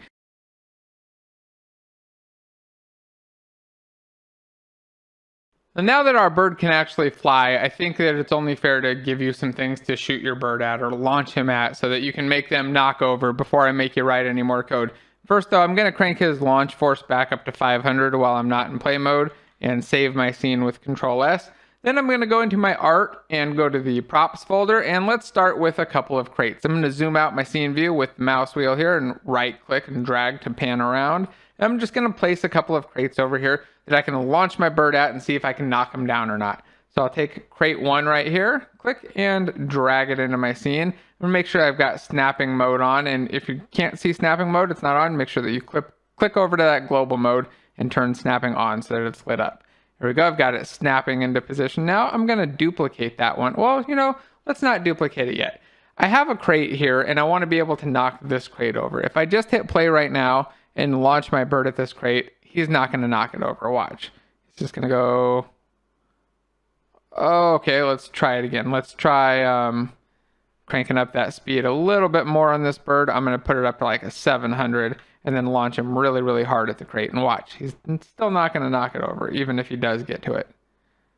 There you go. He just goes right through it because our crate doesn't have any physics data. It doesn't have a collider. It doesn't have a rigid body. So I'm going to go to my crate and we're going to start by adding a rigid body 2D. So I'll just start typing RIG.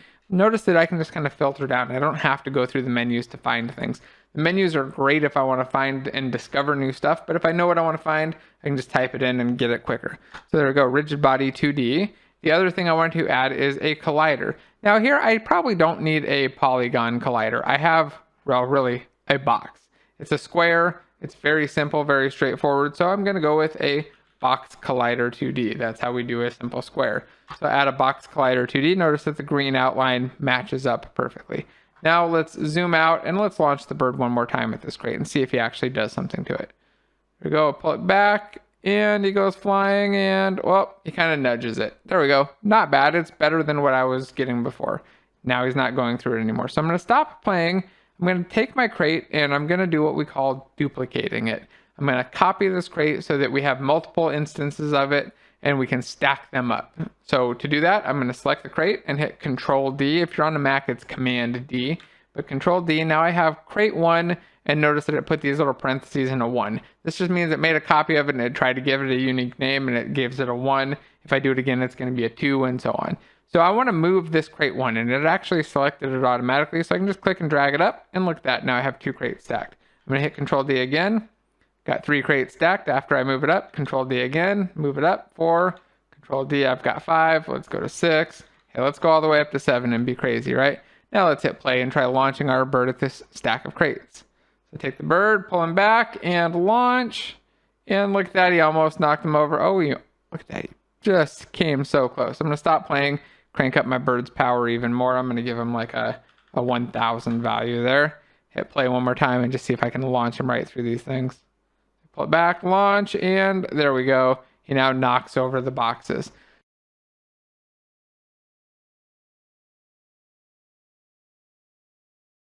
Now, I like knocking over all these crates, but I think that they look really kind of similar and it looks a little bit boring having them all match exactly. So let me show you a real quick trick where we can add some randomization before we even look at adding in the crate 2 sprite. So I'm going to go select one of these and hit the flip Y button. Look at that. It now looks different.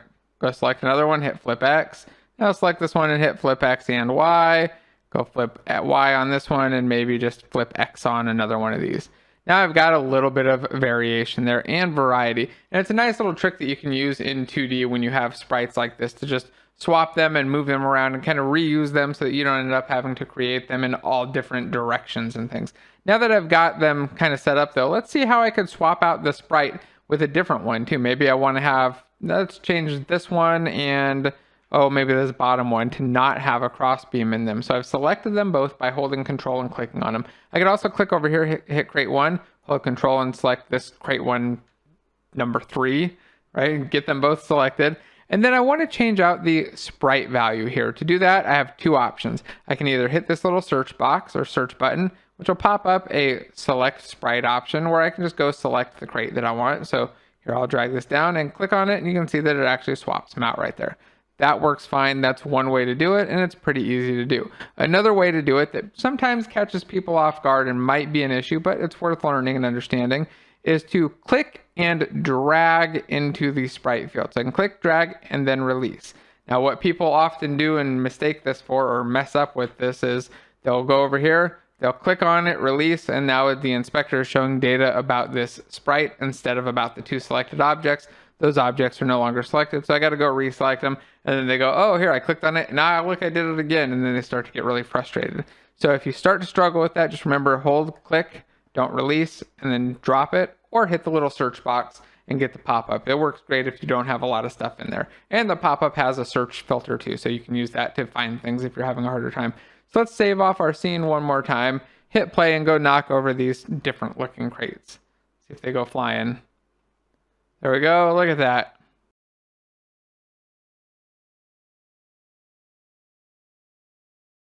Now that our bird can fly and hit things and knock them over, it's important that we set up a way to reset our bird so that he can go back to his starting position after we've launched him. We can launch maybe a couple of birds or just relaunch the same bird. That's the technique that we're going to start with, just relaunching this same bird. So after he collides with something or hits something, we want him to go back to his starting position. We're going to open up the bird script and add in an onCollisionEnter2D method now.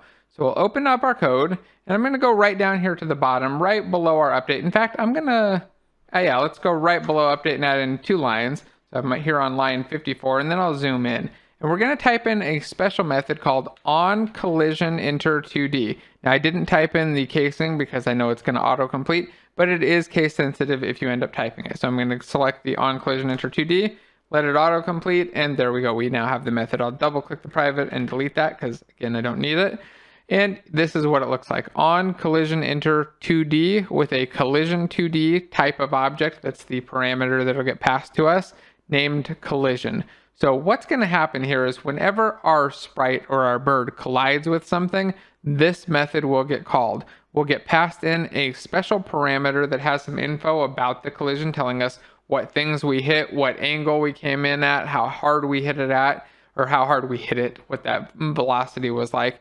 And we can use that data to make some decisions. Really all we care about though is, hey, if we hit something, we want to reset our bird. So let's think about what our resetting the bird would look like. To reset our bird, we want to go back to our start position, and we just want to set ourselves back to being kinematic or not moving anymore. So let's scroll up and see what that looked like. Remember when we set is kinematic to true? It's just like this, and here we're caching our start position. So we essentially want to do the opposite of this, set our position to our start position, and then set the kinematic to true. So here's what I'm going to do. I'm going to cheat. I'm going to select these 2 lines, hit Control-C, and copy them. Then I'm going to scroll down here and paste them in my onCollisionEnter right in between the braces here on line 56. Now I'm going to change this. I don't want to recache the start position when I hit something. In fact, I want to just move my position back to the start position. So I'll hit Shift-Delete, get that onto my clipboard, delete 3 more times, hit End to go to the end, and left arrow equals and paste. There we go. Now I have position equals start position. There's a missing space here, so I'm going to click and add it. Make it look a little bit cleaner, and it's now getting set to kinematic.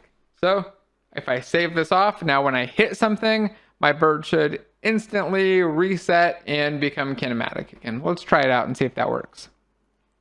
We go into Unity, let it build, and if we're running into errors, by the way, if you're having an issue and it's not playing, make sure that you click over to the console here. There could be an error message or a problem, something that's showing up, and usually what will happen is you can click on that and find the issue and fix it.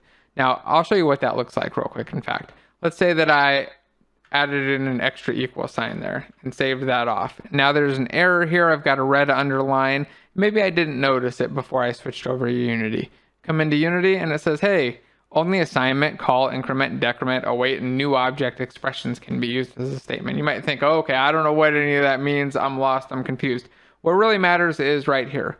Bird.cs 56, 9. It means it's in my bird file on line 56 at position 9 where it's finding it. And really what I care about is it's on the bird file, line 56. I should be able to find it from there. I can double click on it and go, oh, okay, here's the error. And then kind of look at it and see if I can figure out what's going on there. If you're not sure what the error message means, you can always Google it. Let's fix that, save it, go back into Unity, and now try out our bird. See if he does his reset.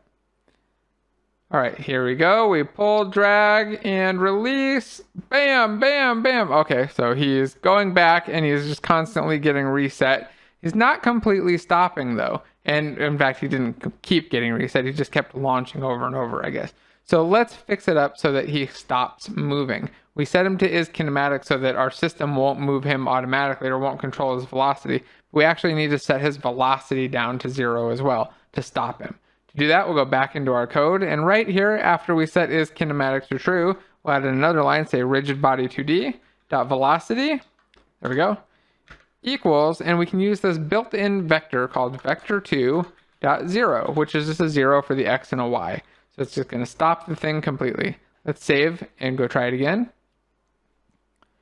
We pull the bird back, we launch him, he hits the ground, and he resets completely. He doesn't reset his rotation, notice that, but he does reset his position, and he just kind of stops. He keeps spinning around. That's totally fine. We'll deal with that later. But, beautiful. But he is resetting every time. So let's stop. And then let's go make the bird stop spinning. To do that, I'm going to go click on the bird, and then we can just go into our rigid body 2D and expand out the constraints section. Let's collapse this and expand out constraints right here. And we have the option to freeze position or rotation. I'm just going to freeze rotation for now so that our bird doesn't keep spinning around and rolling or anything. Let's save our scene one more time and try launching him again. There we go. He now resets and looks pretty clean.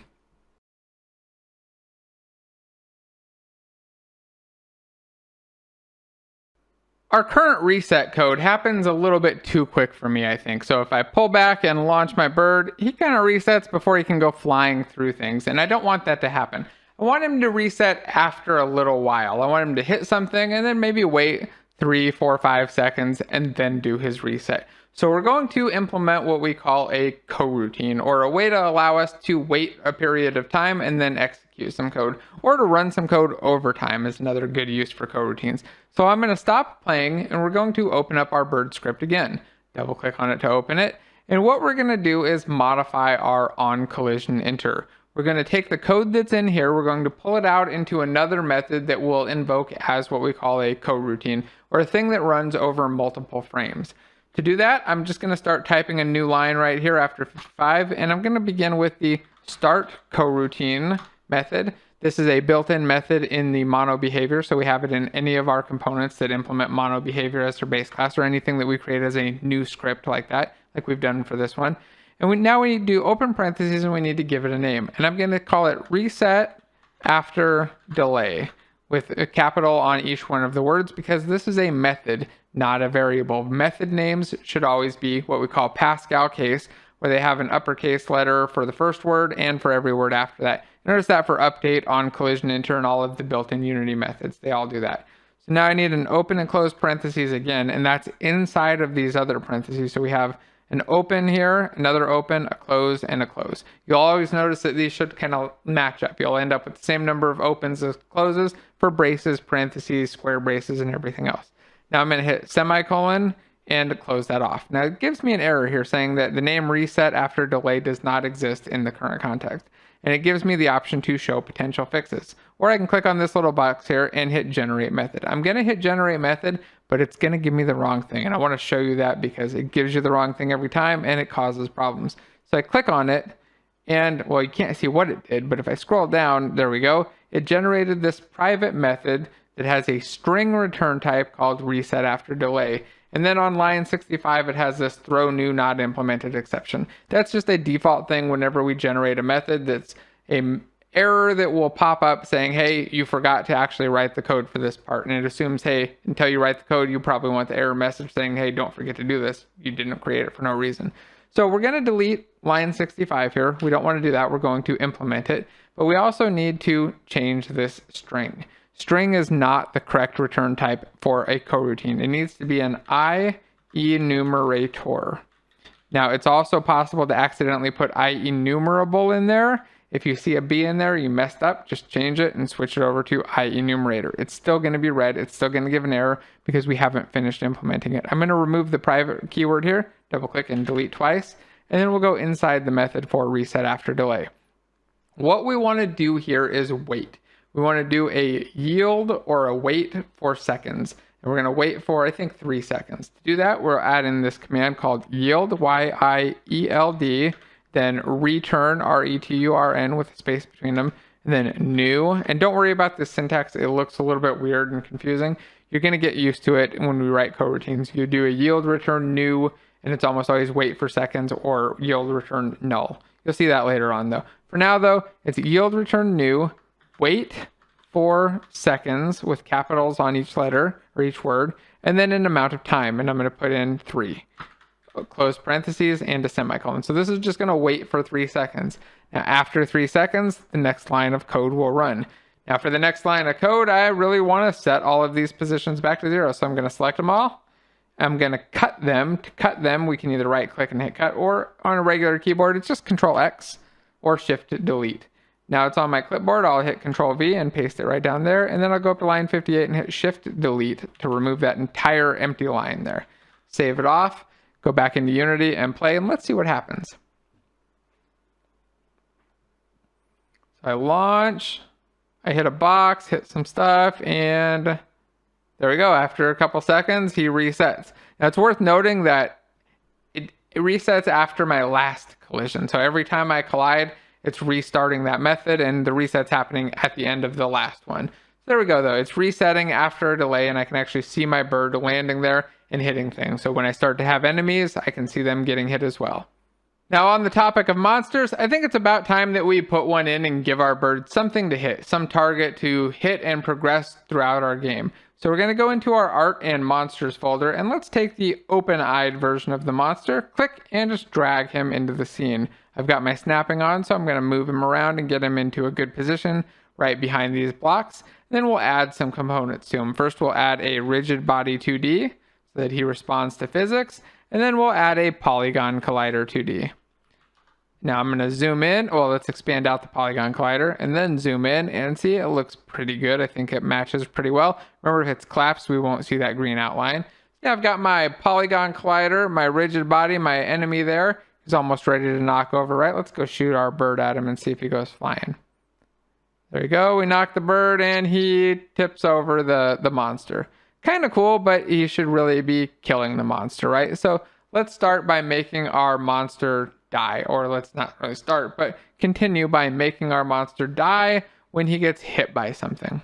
To do that, we're going to give our monster a new script. We're going to create one specific for our monster. So I'm going to go into my scripts folder, right click, hit create, choose C# script, and type in monster with a capital M, M-O-N-S-T-E-R. Hit enter there, and now I've generated my script. And the next thing I'm going to do is go select my monster and assign that monster script to him. I don't want to forget to do that later and wonder why my thing's not working because I forgot to attach it. So now I've got my monster script on my monster, and this is going to deal with collisions. Just like we did with the bird, when our monster gets hit or hits something, we may or may not want to kill him.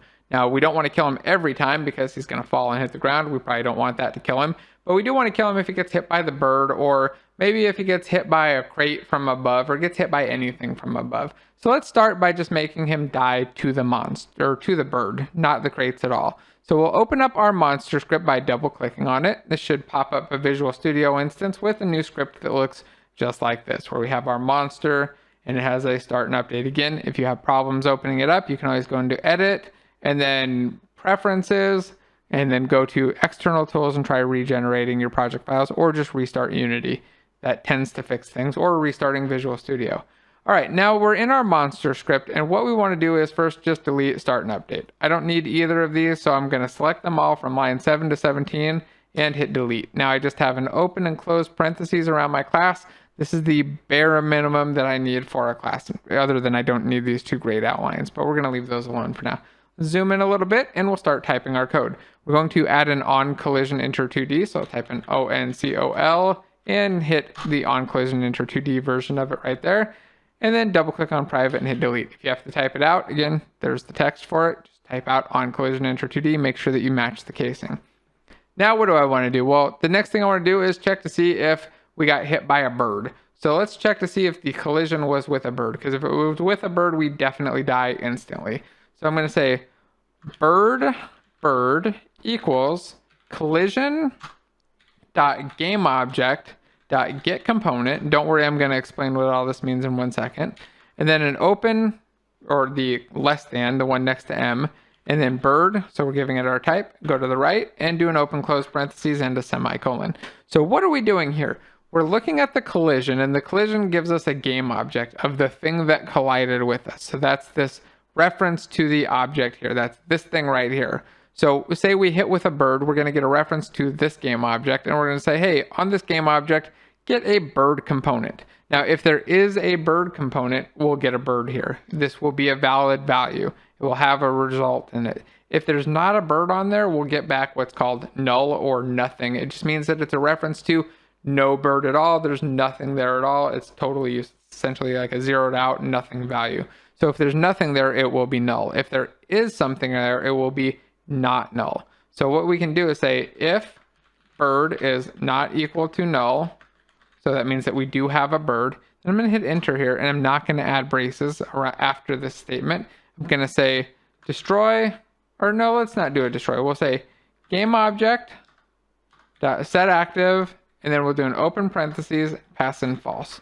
This is going to take our current object, the monsters game object, and set it to not active, or uncheck the checkbox in it. You'll see that in just a second. Let's hit play, go back into Unity. I'm going to move my monster to the front of the boxes right here so that it's easier for me to hit him with my bird. And then I'm going to move my bird a little bit to the right too so that it's easier for me to hit him, hit play, and then I'm going to launch my bird right at that monster. Look at that. The bird has disappeared. If I go select him, you see that he is actually not gone completely. He's just turned himself off. His active got unchecked or set to false. So now we have a bird that can hit a monster, but we want to make our monster also die to crates falling on top of it. So let's extend this out a little bit more. I'm going to move this guy back to the right, and then we're going to go back into our monster code. The collision actually has a little bit of extra data here. It doesn't just have the game object. It has what we call the contact data, or the data about where we hit, what angle we hit at, what velocity we were at, if we were coming in from above, below, if we were coming in fast or slow, all of that kind of stuff. So what we want to do is set up a little bit of extra determination on whether or not we should die from a collision. So I'm going to modify this method a little bit, and we're going to add in some code right here on line 8. And we're going to say right here, if should die from collision. So I've typed out the full words with capitals on each one, and then we'll do an open parentheses, and this doesn't exist, so we're going to have lots of red lines. We're going to pass in the collision, so I'll type in collision or CO and just hit enter and let it autocomplete. Then I'm going to hit end and hit enter and go to the next line. So if we should die from the collision, then we're going to run some code inside of parentheses. So I'll hit shift and the key next to P to get my parentheses. Oops. There we go. Clear that out and hit enter. And then I'll just say die. Open and close parentheses. So we're going to say if we should die, then do the dying. Now neither one of these methods exists. So I'm going to select the die one, and I'm going to hit alt enter or click on this little option here and hit a generate method monster.die. It's going to go down here and create a private void die that's not implemented. That's okay. I'm going to delete the private, and then I'll delete the not implemented. And what we'll do is take the setting active to false and make that our death. So I'll take game object.set active false, hit Control X, and then paste it down here with Control V. And then we need to implement our should die from collision. Don't worry, we still have some error code down here. We haven't finished fixing this piece up. We're going to do that right now. We take our should die from collision, and I'm going to hit alt enter this time, and then hit generate method, should die from collision. This one did something different. Now we have a method that doesn't have a private void. It has a private bool. It's going to return back a true or false value. And that makes sense because the method is named should die from collision. That's either going to be a true or false statement. It should die or it shouldn't die. So what we need to do is implement a method that will return back the value true if it's a thing that should kill us, and it'll return back the value false if it's a collision that shouldn't kill us. So we'll start by taking lines 15 and 16, and we're going to move them into this should die. So I've selected them both. I'll hit Control X, and I'm going to go down here and hold shift and go down, down, down, and hit delete and just clear that out. I want to get that all cleared out so that our on collision enter 2D is a valid method that works. It has an open, it has an if statement to check if we should die from a collision where we pass in a collision, and if that's true, we die. That's the end of that method. Now let's implement our should die from collision. I'll delete this part right here, the throw new not implemented exception. I'm going to delete it a shortcut way. I'm going to actually hit Control V and paste in my other code. So let's think real quick about what we want to do here. So if our bird is not equal to null, should we die from the collision? Well, the answer to that is true. So what we want to do is return true. So now this method should die from collision. If there's a bird in that collision, we'll return the value of true. And this if statement will be met and we'll die. Now, what if the bird is not null, or the bird is null, so that we don't hit a bird and nothing else has been a valid reason for us to die yet? What should we return? Well, by default, we want to return false. So we'll add in 2 lines and say return false. So if we never meet a condition that means that we should die, we'll return false. Otherwise, we will exit out here and return true instead. And the way that this code works is that after we hit a return statement, we no longer execute anything else in that method. We exit out and come right back in. So this will come back as true and then it'll die. Now, since we've made another code change, it's a good idea to jump back into Unity and go try it out and make sure that our change didn't break anything and we didn't make a typo or make some sort of a mistake there. So grab my bird and launch him out, and look at that. As soon as my bird hit the monster, he died. Not before that, but right when he hit it. So I'm going to stop playing and then let's start thinking about other ways that our monster could die.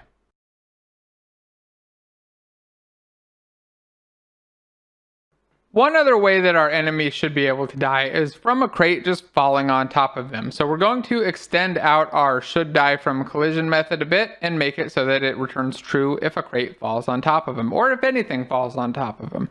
So let's open up the monster script, and right here after line 20 where we return true if we hit a bird, we're going to add in 2 more spaces. We're going to add in some code here that checks to see the normal value of the collision, which is the angle that we came in at, or the vector that represents the angle that our collision happened at.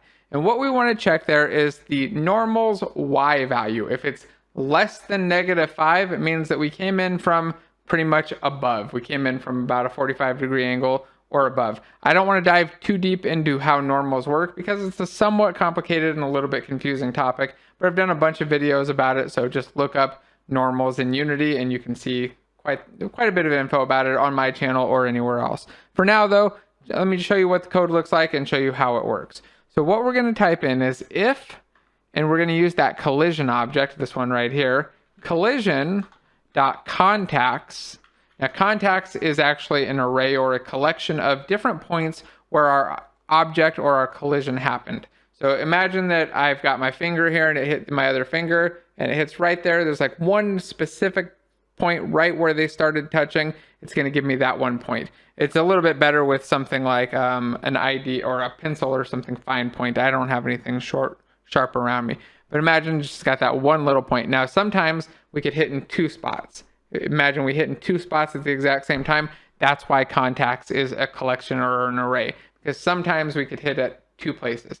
We almost never need to deal with that. Most of the time we're dealing with collisions with 1 contact, and that's all we care about. So we're going to deal with the first contact here. To do that, we put in a square brace and a 0. That's going to read the first contact or get the contact at index position 0, which is the first position in an array or a collection. Now, what do we want to read on that contact? We want to read the dot normal. So we add in a dot normal, and that's a vector 2 with an x and a y. We want to check the y value, so we put dot y. And we want to check if it's less than -0.5. That means that it's coming in from above. If it's at 0, it's going to be right equal. So we come in like from the side, the y is going to be 0. If it's coming in from above, it's going to be a negative number, and the higher above it is, the lower negative it is. If it's directly up and down, coming straight down, it's going to be -1. If it's coming from below, it's going to be a +1, straight up and down.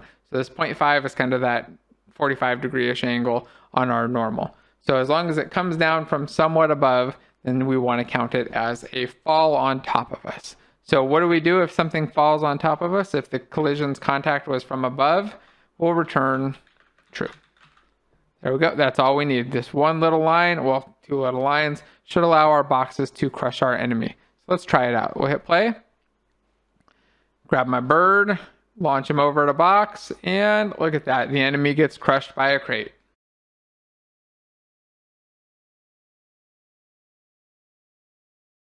So if you've been experimenting with your bird at all, or maybe you let somebody else play or let a kid play, you might have noticed something. Particularly that I could just drag my bird over here and tap that monster and kill him. not the behavior that we want, right? So let's fix that and let's limit the way that we can drag our bird. We really only want him to be able to drag off to the left, and we want to limit how far away he can drag as well. So we're going to stop playing and go open up the bird script and then find our on mouse drag section. Here we're getting the mouse position, and right now we set our position of our object to that mouse position. So we use our camera.main.screen point or screen to world point, passing in our input.mouse position to get the position in the world for our mouse. And then we set a position here with a new vector 3 using the X and Y, and we ignore the Z because we don't want to move our character up along with our camera that's at -10 on the Z. Let's change it up a little bit. Our mouse position is going to stay the same. We're going to leave that as a vector 3, but we're going to start using vector 2s, and we're going to start clamping our position of our character. So we're going to add in 2 new lines here. I'm going to add in 3 lines and then go up to line 47. So we've got a little bit of space here. And I'm going to create a vector 2 called desired position. So say vector 2 desired position. There we go. Spell it right. And I'm going to assign it to the mouse position. This is actually going to give me just a 2-dimensional vector that doesn't have that Z value. So it'll take the X and Y from the mouse position and ignore the Z because we can't store a Z on a vector 2. Now I want to add a check to see if that desired position's X value is greater than my starting X value. So we'll say if desired position.x is greater than underscore start position.x. So if that's true, it means that I've got a position that's to the right of my starting position, because values go to the right, they go up, or as values go to the right, they go up, is what I mean to say there. So if it's higher, it means that it's to the right of my start position. So if that's the case, I'll just say desired position.x equals start position.x. That will clamp my position from going too far to the right or past my starting position. Although it doesn't quite do it yet because we're not using our desired position. Right now, we're still setting our transform position to this combination of mouse and existing position. I'm going to take this line and hit delete. Instead, what we're going to do is set our rigid body's position. So we'll say rigid body dot position, or rigid body 2D dot position. And this takes a vector 2. If I put my mouse over it, you can see that. We'll assign it to desired position. Save that off, go back into Unity, and let's see if we can drag to the right anymore. We're no longer able to kill our monster with that little cheat. So here we go, take it, and he will not go to the right. I can go to the left anywhere I want, but he won't go right. And I can still drag and launch him. It's looking quite a bit better. Let's add in a max distance now so that he goes in more of like a circle at some maximum range from the starting point. To do that, we're going to add in another variable. We'll set up another distance type variable instead of a force variable in our bird script. So we'll open up our bird, and I'll go up to the top. I'm going to hit Control and Home. That takes me right up to the top of the file in Visual Studio. And then right after launch force, I'm going to hit a new line and add my square brace and serialize field again. There we go, let it autocomplete. Go to the right and add a space. Here I'll make it a float because this is going to be a decimal point value, or a value that can have a decimal point in it. I might want to go 1.5 meters or 2.5 meters or something. And I'll call this underscore max drag distance. There we go. It's always hard making sure I spell things right. Then I'll assign it a default value of 5. So 5 meters seems like probably too far. I might have to pull it in a little bit, but I want to start with something relatively large. All right, I've got my max drag distance variable there, and I want to implement it now, make it actually do something. So we'll go down to our on mouse drag, and after we do the clamping of the position, let's figure out how far away that desired position is from the starting position. There's a built-in method to allow us to do that called the vector2.distance. We're going to get a value back that's a floating point value, so just a number that has a variable floating point decimal or floating decimal point, or it can be a number that's got small or big numbers with lots of decimals. It's a number with decimal points. Float distance equals vector2.distance. Pretty easy method, right? Then we do an open parentheses, and we'll give it our desired position and our starting position with a comma in between those two parameters. So we separate our parameters with a comma, and this is going to give us back the distance in meters from this position to this position. Return it back as a floating point value named distance. If the distance is greater than our max distance, then we want to do something. We want to adjust our desired position again. So if our distance is too far, then we'll say, hey, let's not use our desired position, or let's maybe move our desired position to the furthest point in that direction, right? So we're going to need to get the direction, which we get somewhere else. Remember, we get our direction right up here. So we'll need to get the direction again, and then we'll need to figure out the maximum point away in that direction. So to get our direction, remember, we need to go from our starting point to our current point. So let's add in some braces here after our if statement, so we can add a couple lines of code. And then here we want to create a vector2 for that direction. So we'll say vector2 direction equals, and we're going to use our desired position minus our start position. This will get us the direction that we're dragging in the character away from our start position towards our desired position. We need to turn that into an actual direction though, and not just a vector with magnitude. So we use the direction dot normalize again. There we go. And add our semicolon with the parentheses so that our direction becomes normalized. And then we finally need to change our desired position to be the point in that direction at the maximum distance. So our desired position is going to say desired position equals, and now we can't just say our direction times the value, because that would get us a value that's somewhere around 0. If we just put in direction, which imagine like if it's vector3 or vector2 dot right, it would be a 1 on the x and a 0 on the y. If we did that times the multiplier, it would just be at 5. And we don't want that. We want it offset by the start position, because this is a arc around the starting position. So we're going to change this up, and we're going to make it desired position equals, and we'll use start position plus direction times max drag distance. Now we want to do the direction times max drag distance together, and it's already done like that, but we're going to make it explicit and just add parentheses around it to show the order of execution here. Direction times max drag distance happens. This gets multiplied and then added to our starting position vector. Now the other thing that I want to do is move our clamping down below, so that if we move our character in the direction that's off too far, we don't snap them over there after we've tried to do our clamping. So we need to take lines 49 and 50. I've selected them both, and I'm going to hit Shift Delete, or again Control X, and then that'll cut them. I'll go down below line 57 and hit Control V and paste them in. I'm going to go up here to line 49 and hit Shift Delete to just clear out that line, and I'm going to do it one more time on 47 to clear that line out too. Save my file, and then I'm going to go back into Unity and check out my awesome bird. So we hit play. Give him a drag. Look at that. He clamps right there. He's still a little bit too far. I can't go to the right. He doesn't snap to the right or anything, but he's looking good. Let's release him, and then let's change those values. I want to turn that drag distance down from 5 to maybe 2.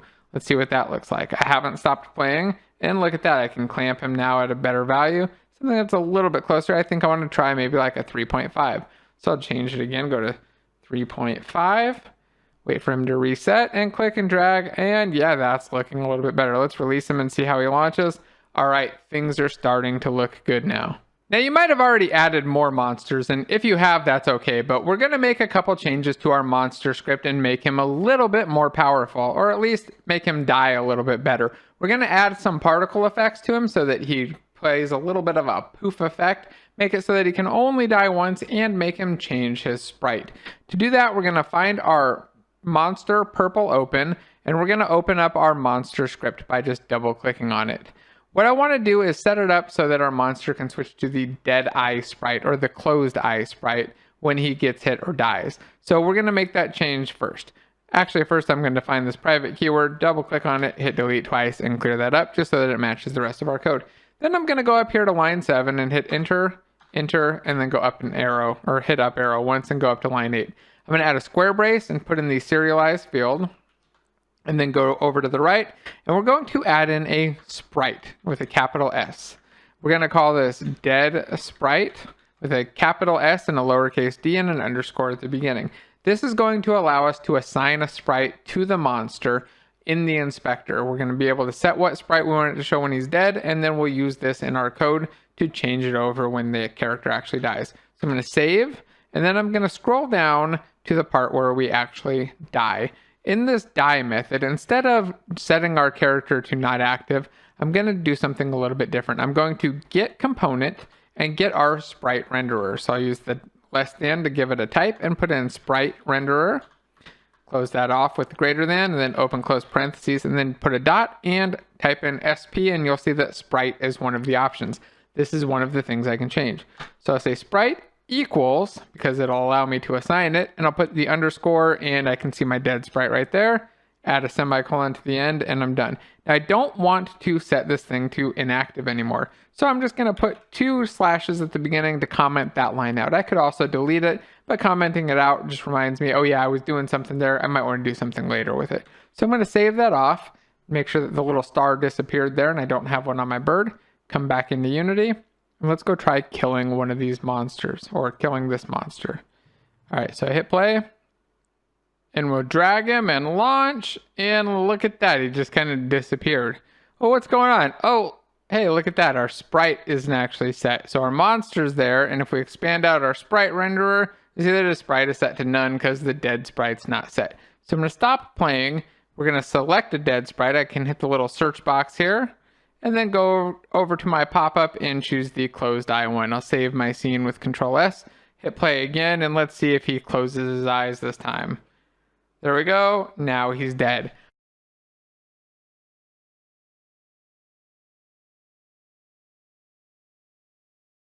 Now we're going to talk about particle systems. We're going to add a particle when our character dies. And particle systems are one of those things that might sound complicated or like you need some magical art skills.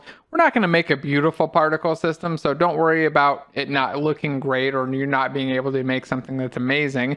We're just going to make a simple one so that you can understand how they work, how to fire them off, and how to fire off some other ones. Usually when it comes down to using real particles in a game, I prefer to find artists to make them for me or buy them from places like the asset store.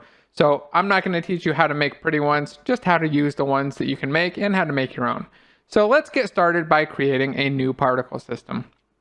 I have my monster purple open selected, and I'm going to right click on him and hit Effects and Particle System. This is going to create a new particle system that's a child of my monster purple open. I could also alternatively add it as a component right here. I'm just going to let it be a child because a lot of the time when I make a particle system, it ends up being a child of the object so that I can put multiple particle systems together and offset them and change them. So you can see here that this particle system just shows a bunch of little white poofs flying off to the sky. That's kind of close to what we want. I just want a little puff of little white dots or smoke or clouds or something flying off of the guy whenever he dies. So we're going to change this one up to not just constantly loop out these particles and instead do like a one-time shot. The first change that we'll do is uncheck the looping checkbox. Now you see that it's no longer spamming them, and I can hit play and just fire off some particles when I want. They'll last for, 5 seconds, and then the particles will disappear after 5 seconds. That's not the effect that I want either, so we're going to expand out the emission field, or the emission tab or section, and make some changes here. All of these sections down here, by the way, can be expanded. They're just not all turned on by default. So expand out emission, and you'll see here it has a rate over time. So here it's doing 10 particles per second over a time of 5 seconds. That's the duration there. We'll scroll back down. I'm going to change this to 0, and then we're going to add a burst. I'm going to leave it at 30 and leave the probability and cycles and everything alone, and then hit play. Look at that. It's now one single burst of a little poof of smoke. Kind of closer to what I want, but I want them to move faster and disappear quicker. So let's make a change so that they move faster and disappear quicker. To do that, I can change my start lifetime, and I'll turn that down to something like 2. So they'll disappear after 2 seconds. That, there they go, they start to disappear. Then I'll change the start speed, and I'm going to crank that up to something like 10. It was at 5, so doubling it seems good. There we go. Now I want to change something so that they'll start to fade away. Actually, let's start them bigger first. Right now they're starting at a size of 1. Let's start them at a size of 2 and hit play. Look at that. Now they're a big poof. Now I want to make them shrink and change over time. To do that, I'll go to size over lifetime, and I'm going to expand it and then check the box to enable it. Now I can click on the size graph right here. This is actually a chart or a line or a curve really is what it is. But if I click on it, it'll allow me to modify the size over time. Here it's starting off at a size of 0 and scaling up to a size of 1. So if I hit play, they'll start small and scale up to big. I want to change that and invert it. So I'm going to take the left side here with this red dot, drag it all the way up to 1, and take this right side and drag it down. That didn't make it perfect though. I can just click on this little line right here to give myself a nice linear curve without having to worry about how to edit curves in the editor. Let's try again. I'll hit play. There we go. And now they just kind of fly off and shrink. Let's restart it one more time. Looking pretty good. I think I want to shrink the lifetime of these even a little bit more though. So let's go down to maybe 1.25, 1.25 seconds. And then I think I'll leave the speed alone. Let's try that. Restart. There we go. They kind of fly and just poof away. It's not the best effect in the world, but I think it looks pretty good and it'll work. Now there is an issue here though, because my particle is showing up behind my character. Look at that. If I play it, you'll see that the particle's there, but it's behind the character. And I want it to show up in front of him. So I'm going to collapse the emission and size over lifetime sections and expand out the renderer. Scroll down and look here, we have a sorting layer ID and an order and layer option. Let's just add a layer for our particles. So I hit sorting layer ID, hit add sorting layer, hit the plus, and type in the word particles. I'm going to put in a capital P so that it matches my casing everywhere else. Then we'll go back to our particle system because our inspector is now showing the tags and layers. So I got to click on the particle system, scroll back down, and then go actually assign our sorting layer. So we'll go choose particles, hit restart, and look at that. Now it's on top of the character that's in the default layer. Everything is looking pretty good, except if I hit play, watch what happens. He shoots off the particle right from the beginning. That's not what we want. We want that to happen when he dies. So let's scroll up and uncheck the play on awake method, or play on awake checkbox. This would make it just automatically play when the character starts or is awoken. I'm going to save, and then we're going to go in and add the code that will make our particle system play. To do that, we'll go to our monster, and I'll just double click on the script right here. And we're going to scroll up to the top and add another serialized field. The serialized field is going to be for a particle system. So say serialized field. We'll add particle system and add an underscore particle system. So this is going to allow us to assign a particle system to this field, and then we'll be able to control when we play it in our death code.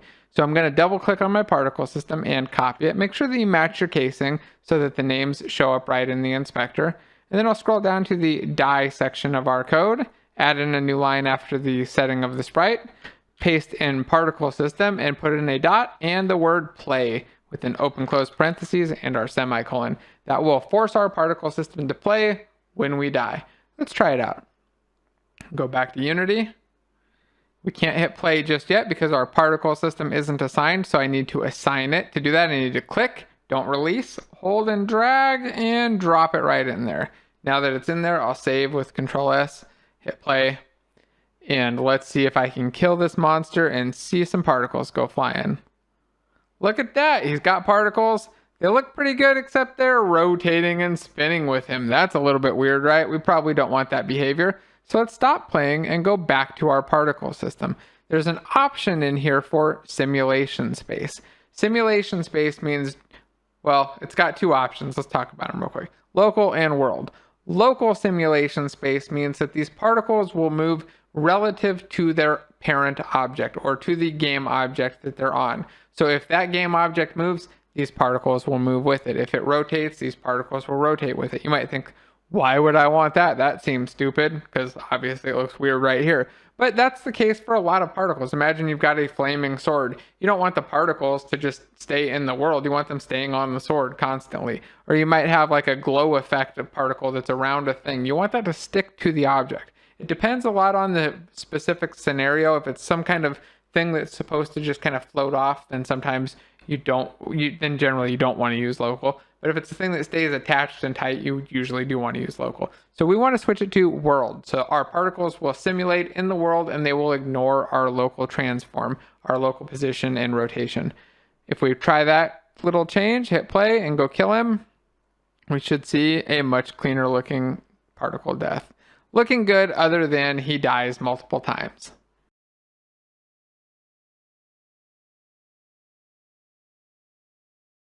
Now we're going to add a little bit of code to prevent our character from dying multiple times so that our monster won't play that particle every time he gets hit.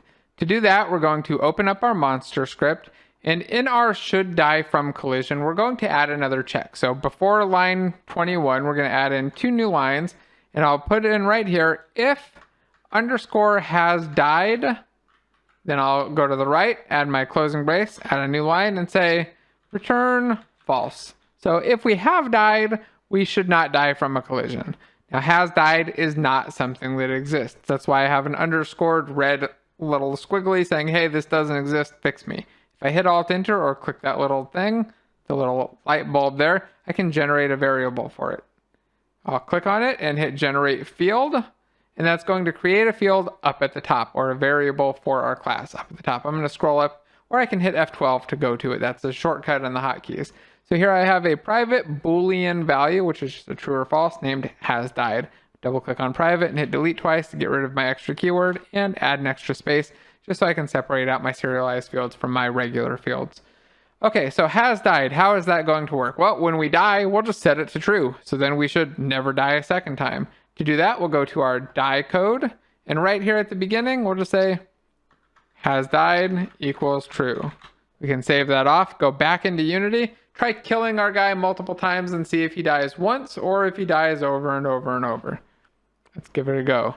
So we hit him, he got hit again. He doesn't look like he's dying more than once. Looks like he's just dying the one time. Yep, everything I think is working pretty well with this guy now.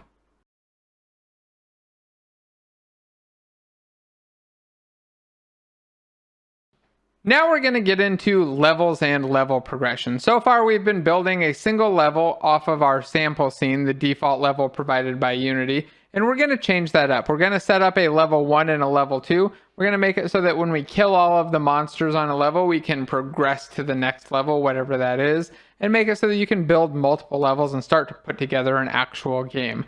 So the first thing that we're going to do is resave our scene. Instead of being named sample scene, we're going to save it as level 1. To do that, I'm going to go to File and choose Save As. We'll go to our Scenes subfolder, and I'll name this Level 1 with a capital L and just the number 1 at the end. Notice that we have sample scene in there already. That's that default scene that it gave us.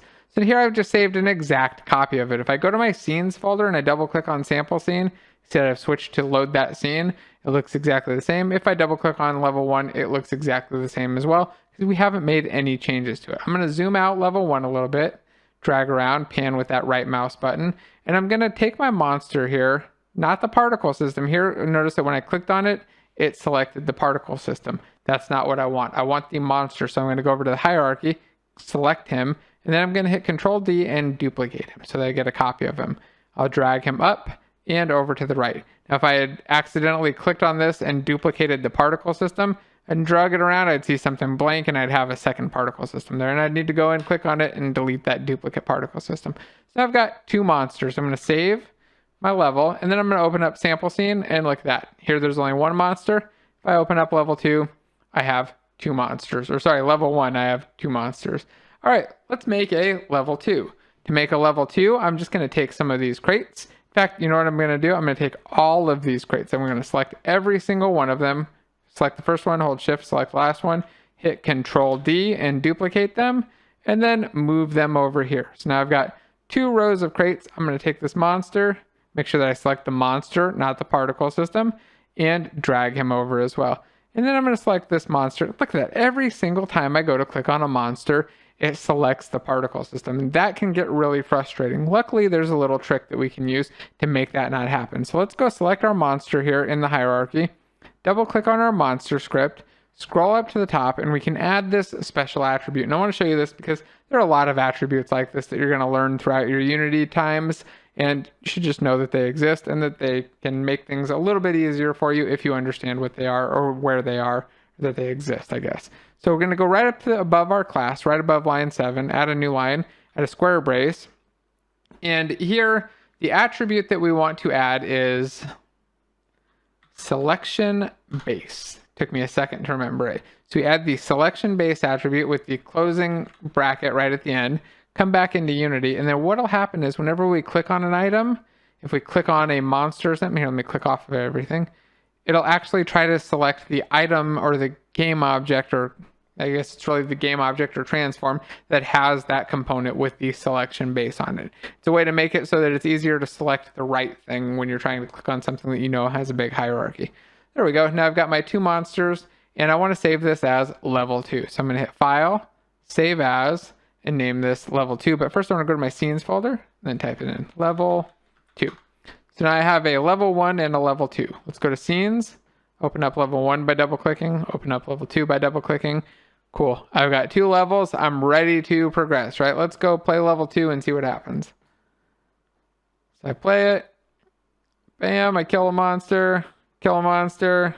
They're both dead, and obviously nothing actually changes. I can't go from level 2 to level 1 or level 1 to level 2 because we haven't written any code for it. We've saved our levels, but now we need to actually write some code to manage what level we're on and set up some progression from level 1 to level 2 and so on.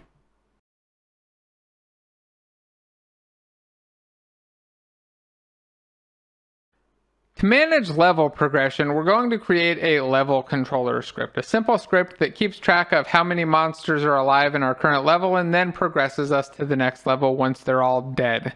So to do that, we're going to go into our scripts folder, right click, hit create, and choose C# script. We'll name this level controller with a capital L and a capital C. We want to use that Pascal case for our class names. We'll open up the file. And now we have this mono behavior class called level controller with a start and an update. We're not going to use the start, so I'm actually going to delete that. We'll take lines 11 through 7, select them, and just hit delete. So what do we want to do in our level controller? Well, the first thing that we want to do is find all of our monsters. We want to keep track of all the monsters in our level, and then we just want to keep track of how many of them are dead or if any of them are still alive. Now, a good place to get a list or a collection of all the monsters in our level is in our onEnable method. So we're going to implement that now. We'll just type onEnable, allow it to autocomplete. I'm going to delete that private keyword one more time. And then right here on line 9, we're going to add an underscore and monsters. This is going to be an array or a collection of monsters. It's essentially just a group of monsters in row where we can access them by ID or index starting with 0. So monster 0 is the first monster, monster 1 will be the second monster, monster 2 will be the third monster, and so on. They just go in order starting with number 0. So monsters is going to be assigned by setting it to equals. And then we're going to use this magic method that's built into the mono behavior called find object with the S, you got to get the one with the S, of type. And then we add in the less than, and we're going to put the word monster with the capital M to match our class name, and open close parentheses and a semicolon.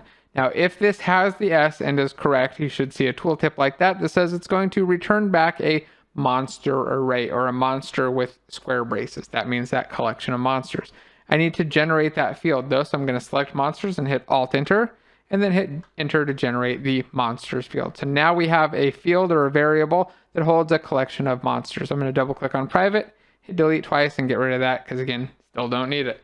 All right, so now we have our collection of monsters. What do we want to do? Well, we want to loop through all of them in our update and see if any of them are alive. If any of them are alive, then hey, we're good to go. We can keep going on for our level. If they're all dead though, well, really, I guess that's what we want to check for. If they're all dead. If they're all dead, we want to go on to the next level. So let's just say if monsters are all dead. Whoops, let's add in an open close parentheses. Then on the next line, we'll say go to next level and an open close parentheses. Now, what we're doing here is just coding with intent. We're writing out the names of these methods that we want to do that are named for what we want the code to do. So what I'm going to do now is generate an monsters are all dead method, and then generate a go to next level method. Then we'll implement them. Then our code will be hopefully easy to read and easy to understand. Let's hit Alt-Enter, generate the method for monsters are all dead. Then I'll hit Alt-Enter on go to next level. I went down one first, and generate the method for go to next level. Okay, so monsters are all dead is the first one that we want to implement. So we're going to delete the line 29 code of throwing a not implemented exception. We're just going to loop over all of the monsters. And we're going to check to see if they are active. I figure if they're inactive, meaning we've turned them off, then they're dead. We're not actually turning them off yet, but we'll do that next. We'll make it so that we turn them off, and then when we turn them all off, that means that they're all dead. So what we'll do is loop through the monsters using what's called a for each loop. So we'll say for each, and here I can actually hit tab a couple times and let it auto generate the code for me. I'm going to scroll down a bit, and look here, it says for each var item in collection. Var is again that generic variable. I can leave that alone. I'm going to replace item with monster, and it's just tab to go over to each one of these. And if you mess up you have to just click through, that's fine. You can do it. You can just click onto them and just change them and type the code in yourself.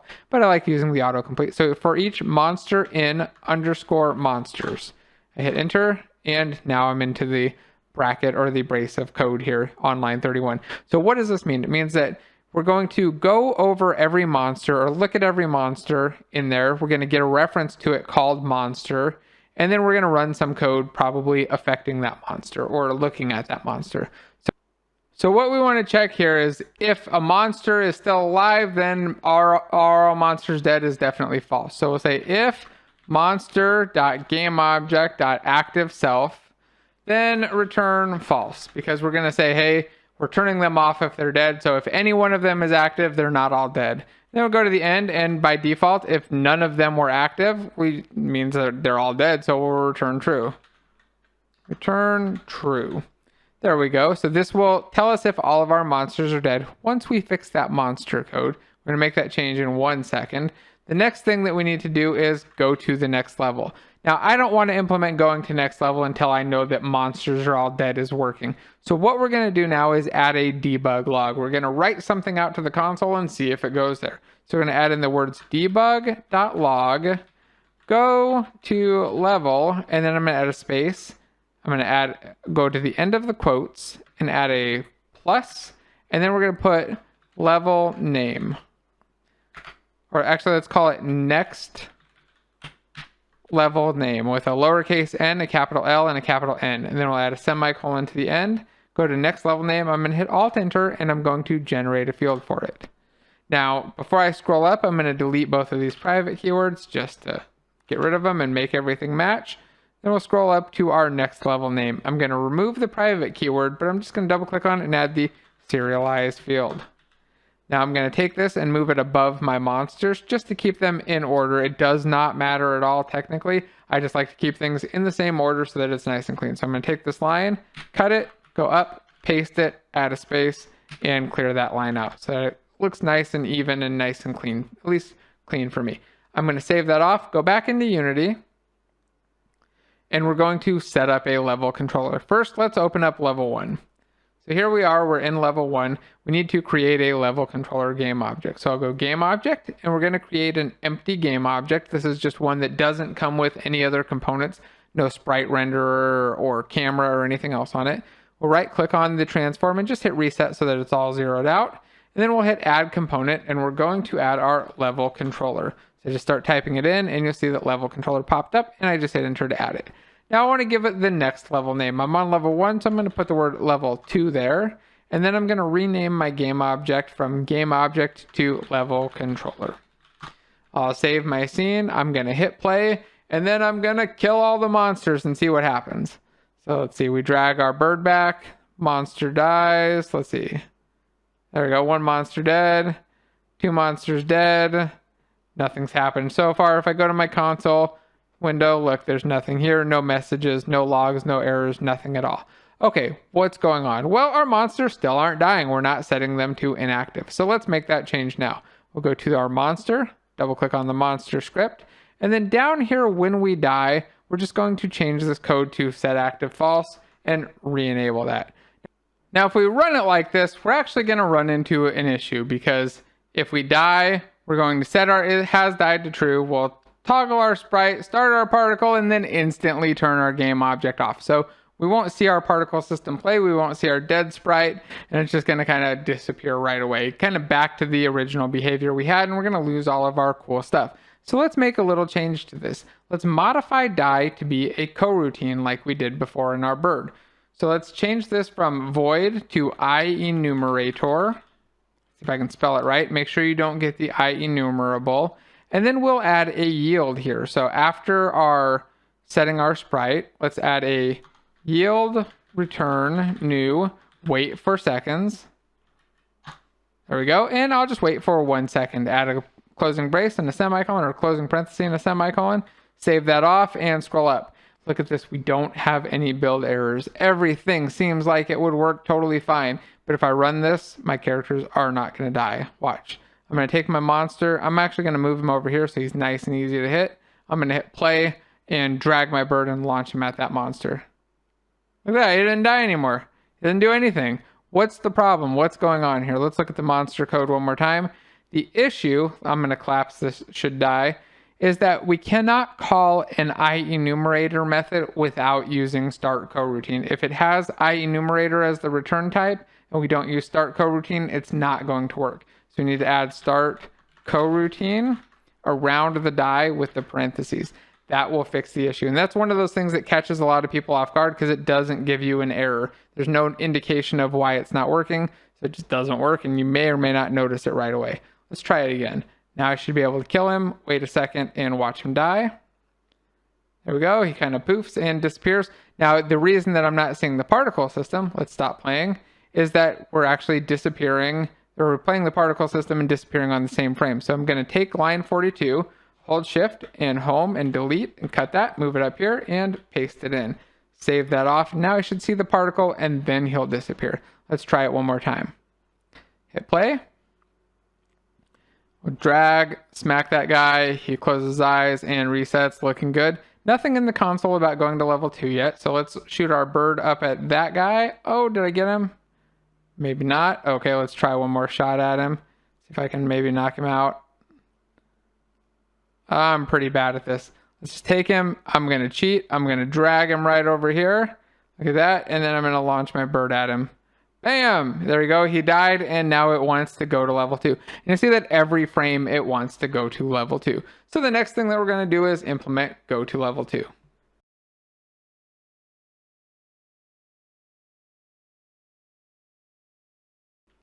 All right, now we're going to set up our go to next level. And this is actually pretty easy. We really just need to change one line of code and then make a little change in our game's project settings.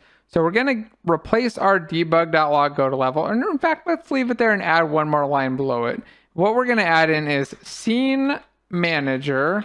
And notice that it says Unity Engine.scene management. I'm going to zoom out my file and scroll up. If I hit enter, it's actually going to add a using Unity Engine.scene management line right there. You need that for this to work. Make sure that you have that in there and that it gets added automatically, or you type it in and it matches exactly with what you see there. If you don't have that, it's not going to work. You're going to get an error.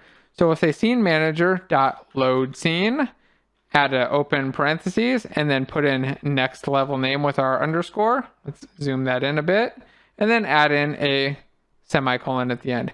That is all we need to load a scene by name. This will load the level by that level name, assuming that we have a valid level name in there. Let's hit play though and see if it works, and if it doesn't work, why it doesn't work. To do that, I'm going to first delete this second monster to make it really easy on myself, so I only have to kill this one bad guy. Here we go. I've got the one bad guy. I'll drag and shoot, and look at that. He dies, and it says go to level 2, and then it says scene level 2 could not be loaded because it has not been added to the build settings, or the asset bundle has not been loaded. What does that mean? Why is it saying that? Why is everything broken? We'll stop playing, and we'll make a quick fix. It's actually really simple. If we go to File and Build Settings, and then drag our build settings window over here, you see that right at the top we have a scenes and build section, and by default it has our sample scene in it. That's not what we want. What we want to do is delete the sample scene and then go to our scenes folder, leaving this up, and then just drag in level 1 and level 2. Scenes and build is a way for us to set what scenes go into a build for a specific platform or for a specific build that we're doing. The first scene that's in there will be the one that's loaded and launched by default. That's usually like a launcher scene or a menu scene or something. In our case, it's just going to be level 1. But for us to load any scene, it has to be in this scenes and build. Otherwise, it just gets excluded from the build. Those assets don't go into it if they're not used in a different level that's in it. And it just kind of all gets stripped out and left out. So we need to make sure that we add any scenes that we want to use to this scenes and build. Now I'm going to close this and I need to go to File and Save Project, because saving our build settings only happens when we hit File, Save Project. If my computer blows up or something, I'm going to lose those settings if I haven't saved. All right, now I should be able to hit play, kill this guy, and hopefully progress to level 2. Let's try it out. Bam, we're now on to level 2. But level 2 isn't going to allow me to progress any further because I don't have a level controller or a level 3 to go on to. So let's stop playing and make a couple more changes.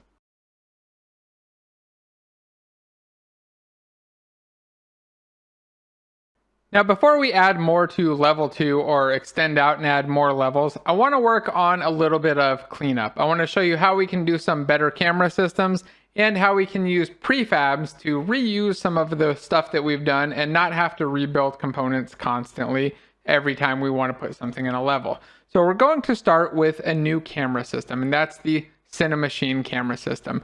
To use it, we need to go to our package manager. We'll go to Window and then choose Package Manager.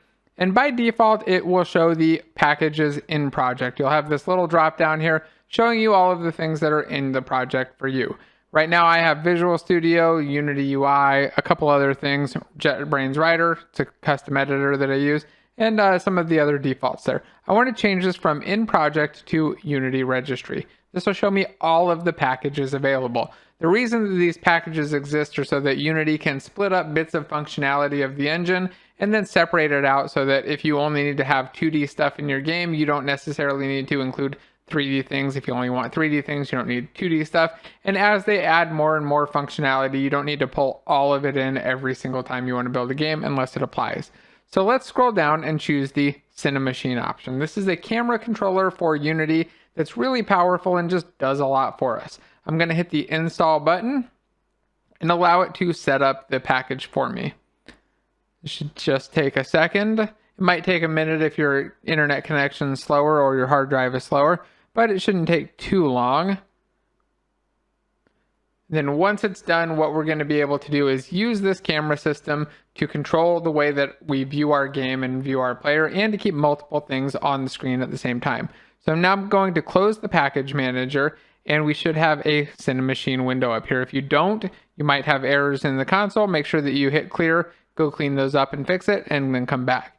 So let's go to Cinemachine, and what we're going to do is create a new 2D camera. So I hit create 2D camera. That's going to give me a camera area right here with this little box. You can kind of see it.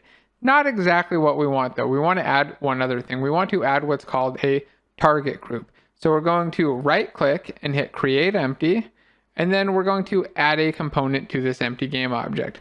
And this component is going to be a target group. So I hit add component and search for the word target, and look there, I have a Cinemachine target group.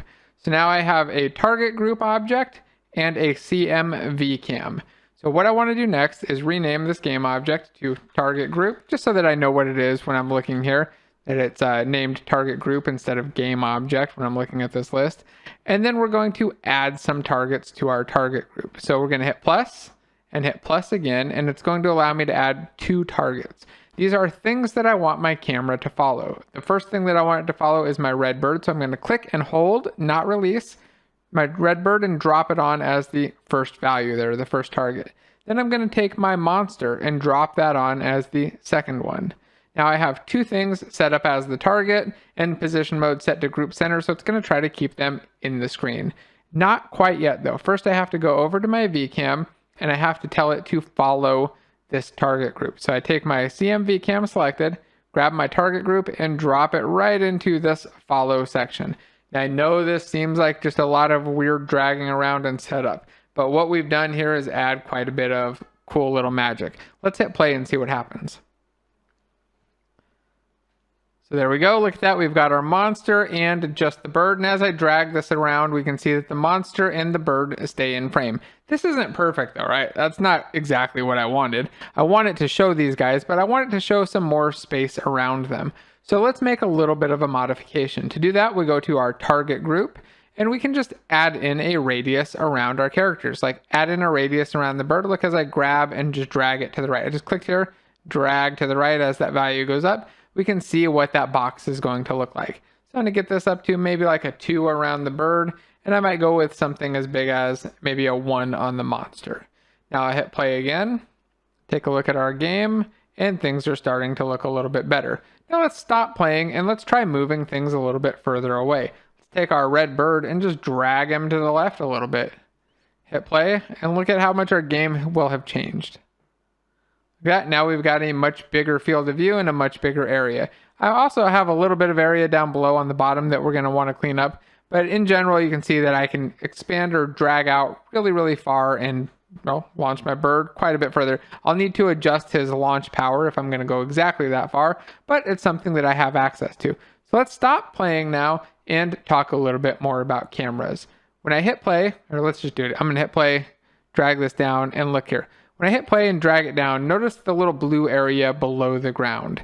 I'm going to let go of this guy and go select my camera. Notice this background color. This matches exactly with what you were seeing there. If I go to my scene view, you can't see it because we don't draw a background, but in our game view, we do draw a background for our camera. So let's expand it out so we can see the entire thing there and then adjust that background color so that it matches. So I'm going to take my target group and I'll just expand out this radius while we're playing for a moment. Go select my main camera and I'm going to hit the little eyedropper here and then just go select a piece of the dark brown down here. There we go. Now I've got some brown down below. And I think that that is not perfect, but quite a bit better. Now, if I wanted, I could just extend out a different background or an image down below there. But I think just having the background be brown is probably going to be okay for me for now.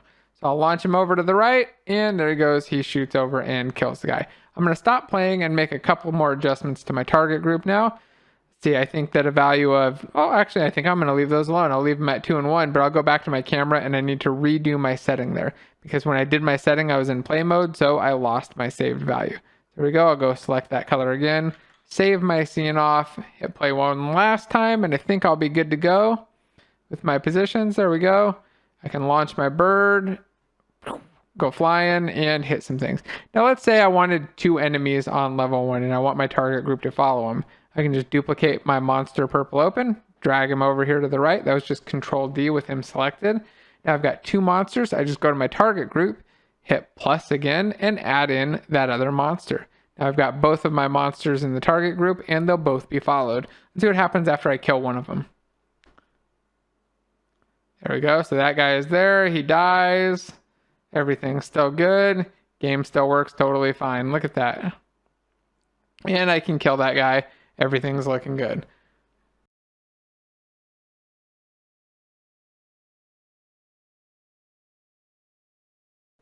Now we're going to dive into a really important Unity concept, and that's prefabs. We're going to set up what's called a prefab or a prefabricated object that has all of our settings on it and all of our data that we kind of combine by setting up components, assigning our scripts and assigning our values. We're going to put these into these objects and then reuse them across levels in our game. We'll start with the bird and the monster, and then we'll go on to the camera and the level controller, start extending them all out so that we can reuse them across levels really easily. So let's start by making our bird into a prefab. To do that, we're going to start by making a prefab folder under our assets folder. So I'll select assets, go to this empty area, right click, hit create folder, and call this prefabs. I'll go into that prefabs folder and I'm going to take my red bird, I'm going to click, don't release, drag it down to here and let it go. Notice that it turned blue and I now have one down here. This one is selected and it's showing up in the inspector. It also has an open prefab button. So right now I have this prefabricated object of a bird that I can make some changes to. And if I make changes to this instance of it down here in my project view, it'll actually change it in this level as well. Let's see what that looks like. I'm going to hit open prefab. It's going to go into this custom editor mode, and I'm just going to make a very small change to it. I'm going to change the launch force to 1300. That's it. Then I'm going to hit the back button to exit out of the prefab, and it's going to ask me if I want to save my changes to the prefab. I'll hit save, then go back to my bird, and look at that. The value is now 1300. Okay, pretty cool, right? So I can make changes to it down here, and it applies there. Who cares, right? That's probably what you're wondering. Well, let's go change this in level 2 now. So I'm going to open up level 2, go to scenes and double click on level 2. And yes, we do want to save level 1 scene. And right now our red bird here is not blue. He's gray and he still has that other launch force value. So if I was building a game where I wanted to change all of the launch forces, this wouldn't have worked. I wouldn't have been able to update it here. I would have had to go into code and change it. Let's fix it though. Let's make this value, or this Redbird, actually use the prefab and see what that looks like. So I'm going to delete my Redbird out of there, go to my prefabs folder. I'll take my Redbird and just drop him in, drag him around so that he snaps into a good spot, and look at his launch force. It's at 1300. I'm going to save. And now let's say that I'm playing with him, right? And I'm like, 1300 seems too big. That's too strong of a number. I think 1100 is actually the right number. I'm here in level 2. I'm like, okay, 1100 was good. I think that I'm going to stick with that. Notice that I've changed it and it turned bold. It's got this slightly different text. It's kind of hard to tell actually, but it is changed. And you can see there's a little blue line here too, indicating that this value is different from the prefab value. And I have a couple options here. If I wanted, I could always just click right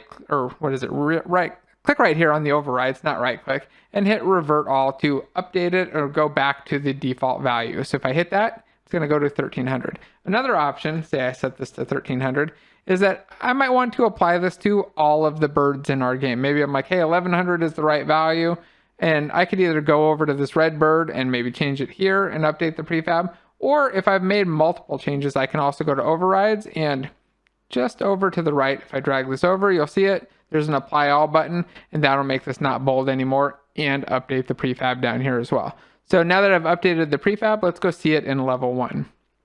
Go to scenes and level 1. I'll save my level 2 scene. Look at level 1. The launch force is now 1100. Now this doesn't just change for new variable changes like a float, changing a value from 1000 to 1100. We could add components, resize the thing, add children to it, rechange the hierarchy of it, do a whole bunch of stuff to it. Right now we're just keeping it relatively simple. So we've got our bird prefab all set up and ready to go, so we can modify him across levels. Let's do the same for our monster. So go to the prefabs folder. I'm going to take monster purple open, and actually I'm going to rename him. I'm going to hit F2 to go to rename mode. I'm just going to name him monster purple. I think that's good enough. Or let's name him purple monster. Our bird is red bird, so purple monster makes sense. I'll drag him down here, and now he's a prefab. I'll delete the other one, and then I'll just take this other monster and duplicate him and drag him over. So now if I make changes or updates to this monster, it'll update both of my monsters. Now I want to go into level 2 and do the same thing. So open that up, save level 1, go find my 2 monsters. In fact, I can just go delete them, go into my prefabs folder, and then take out the purple monster, drop him in, and maybe duplicate him and set up a couple of them here for my level. So you can see how we can do this process for multiple objects and make things a little bit more reusable. So we don't have to go reset them up or copy them across levels. We can just use the one instance of it or the one reference or prefab of it and then place that anywhere that we want. We could do the same for our crates, set these up with box colliders and rigid bodies. I don't think that I'm going to go through that process right now, but you're welcome to try it out. But we do want to go back through level 1 and do it for a couple other things. So we'll go into level 1, and we want to do the same thing for our level controller. We want to make that into a prefab. So I'll go to prefabs, turn that into a prefab by dragging it down there. And I want to do the same for my camera setup. So my camera setup right now consists of this target group, this CMVCam, and this main camera object. I want to set them all as children of a single camera object and make that a prefab. To do that, I'm going to create an empty game object, go to game object, create empty, and reset the transform out to 0. Then I will take, first I'll rename this to camera setup. Then I'll take the VCam, drag it under as a child. So just drag it and drop it right on top, make it a child. Do the same for the target group, drop it right on the camera group, and it'll camera setup, it'll drop there as a child. And do the same for the main camera. Drop all 3 of those in, they will all become children. Now I can take my camera setup and I can drop it down here as another prefab. Now I have a camera setup prefab, a bird prefab, and some monster prefabs. Save my scene with Control S, go over to level 2, and all I need to do to get my camera controller working and everything going is take my camera setup and drop it out here, and then delete that other main camera. There were 2 cameras there. I don't want to have 2 there, so I needed to delete the other one. Now I'll expand out my camera setup and set up my target group. So every time I drop one of these camera setups in here, I'm still going to need to modify the target group to match with my characters for the scene. There are ways to do this programmatically, but we're not going to get into those for this tutorial at least. So I'll take my red bird, drop him in, take the purple monster, drop him in, take the other purple monster, drop him in, and hey, this target group needs another one, so I'll take the other purple monster and drop him in. One other little change I want to do though is move my monsters so that they're all next to each other. There we go. Just rearrange them. I could also set up a parent for them that's just a empty transformer, an empty game object named monsters, and make them all children of it as well. Same with the crates, but I'm not going to do that right this moment. I'll save this off, and then let's drop a level controller in. So we put a level controller in to level 2. Notice that it's trying to go to level 2 as well. We're already on level 2, so I'm just going to make that go back to level 1 and save. Now I don't want to apply this prefab change, because if I did, it would change the one in level 1 to make it go to level 1 as well, and I want that to go to level 2. So this one goes to level 2, or level 1, and the one in level 1. Let's see if I go to scene 1, level 1 here, and I select my level controller, it goes to level 2. Let's try it out. Let's play, see if I can go back and forth between the two levels, killing my monsters. Oh, let's stop playing, because notice that this monster isn't in my target group. So I'll expand out my camera setup, select my target group, and go assign that monster. He's actually not there because I deleted and recreated him, so he kind of fell off of there. Let's hit play. And shoot my bird. Look at that, killed one. Oh, I almost got the other guy. So close, let's try again. Hopefully I can get him. All right, got him. Do I go into level 2? Yep, we're in level 2. Let's see if I can get into level 3. I can kill all these guys and make it on 1, 2, or not really level 3. I'll go back to level 1, right? There we go. We're looping back to level 1. We now have control over it, and hopefully you can see how you could just set up a bunch of different levels with different challenges and progress all the way through them.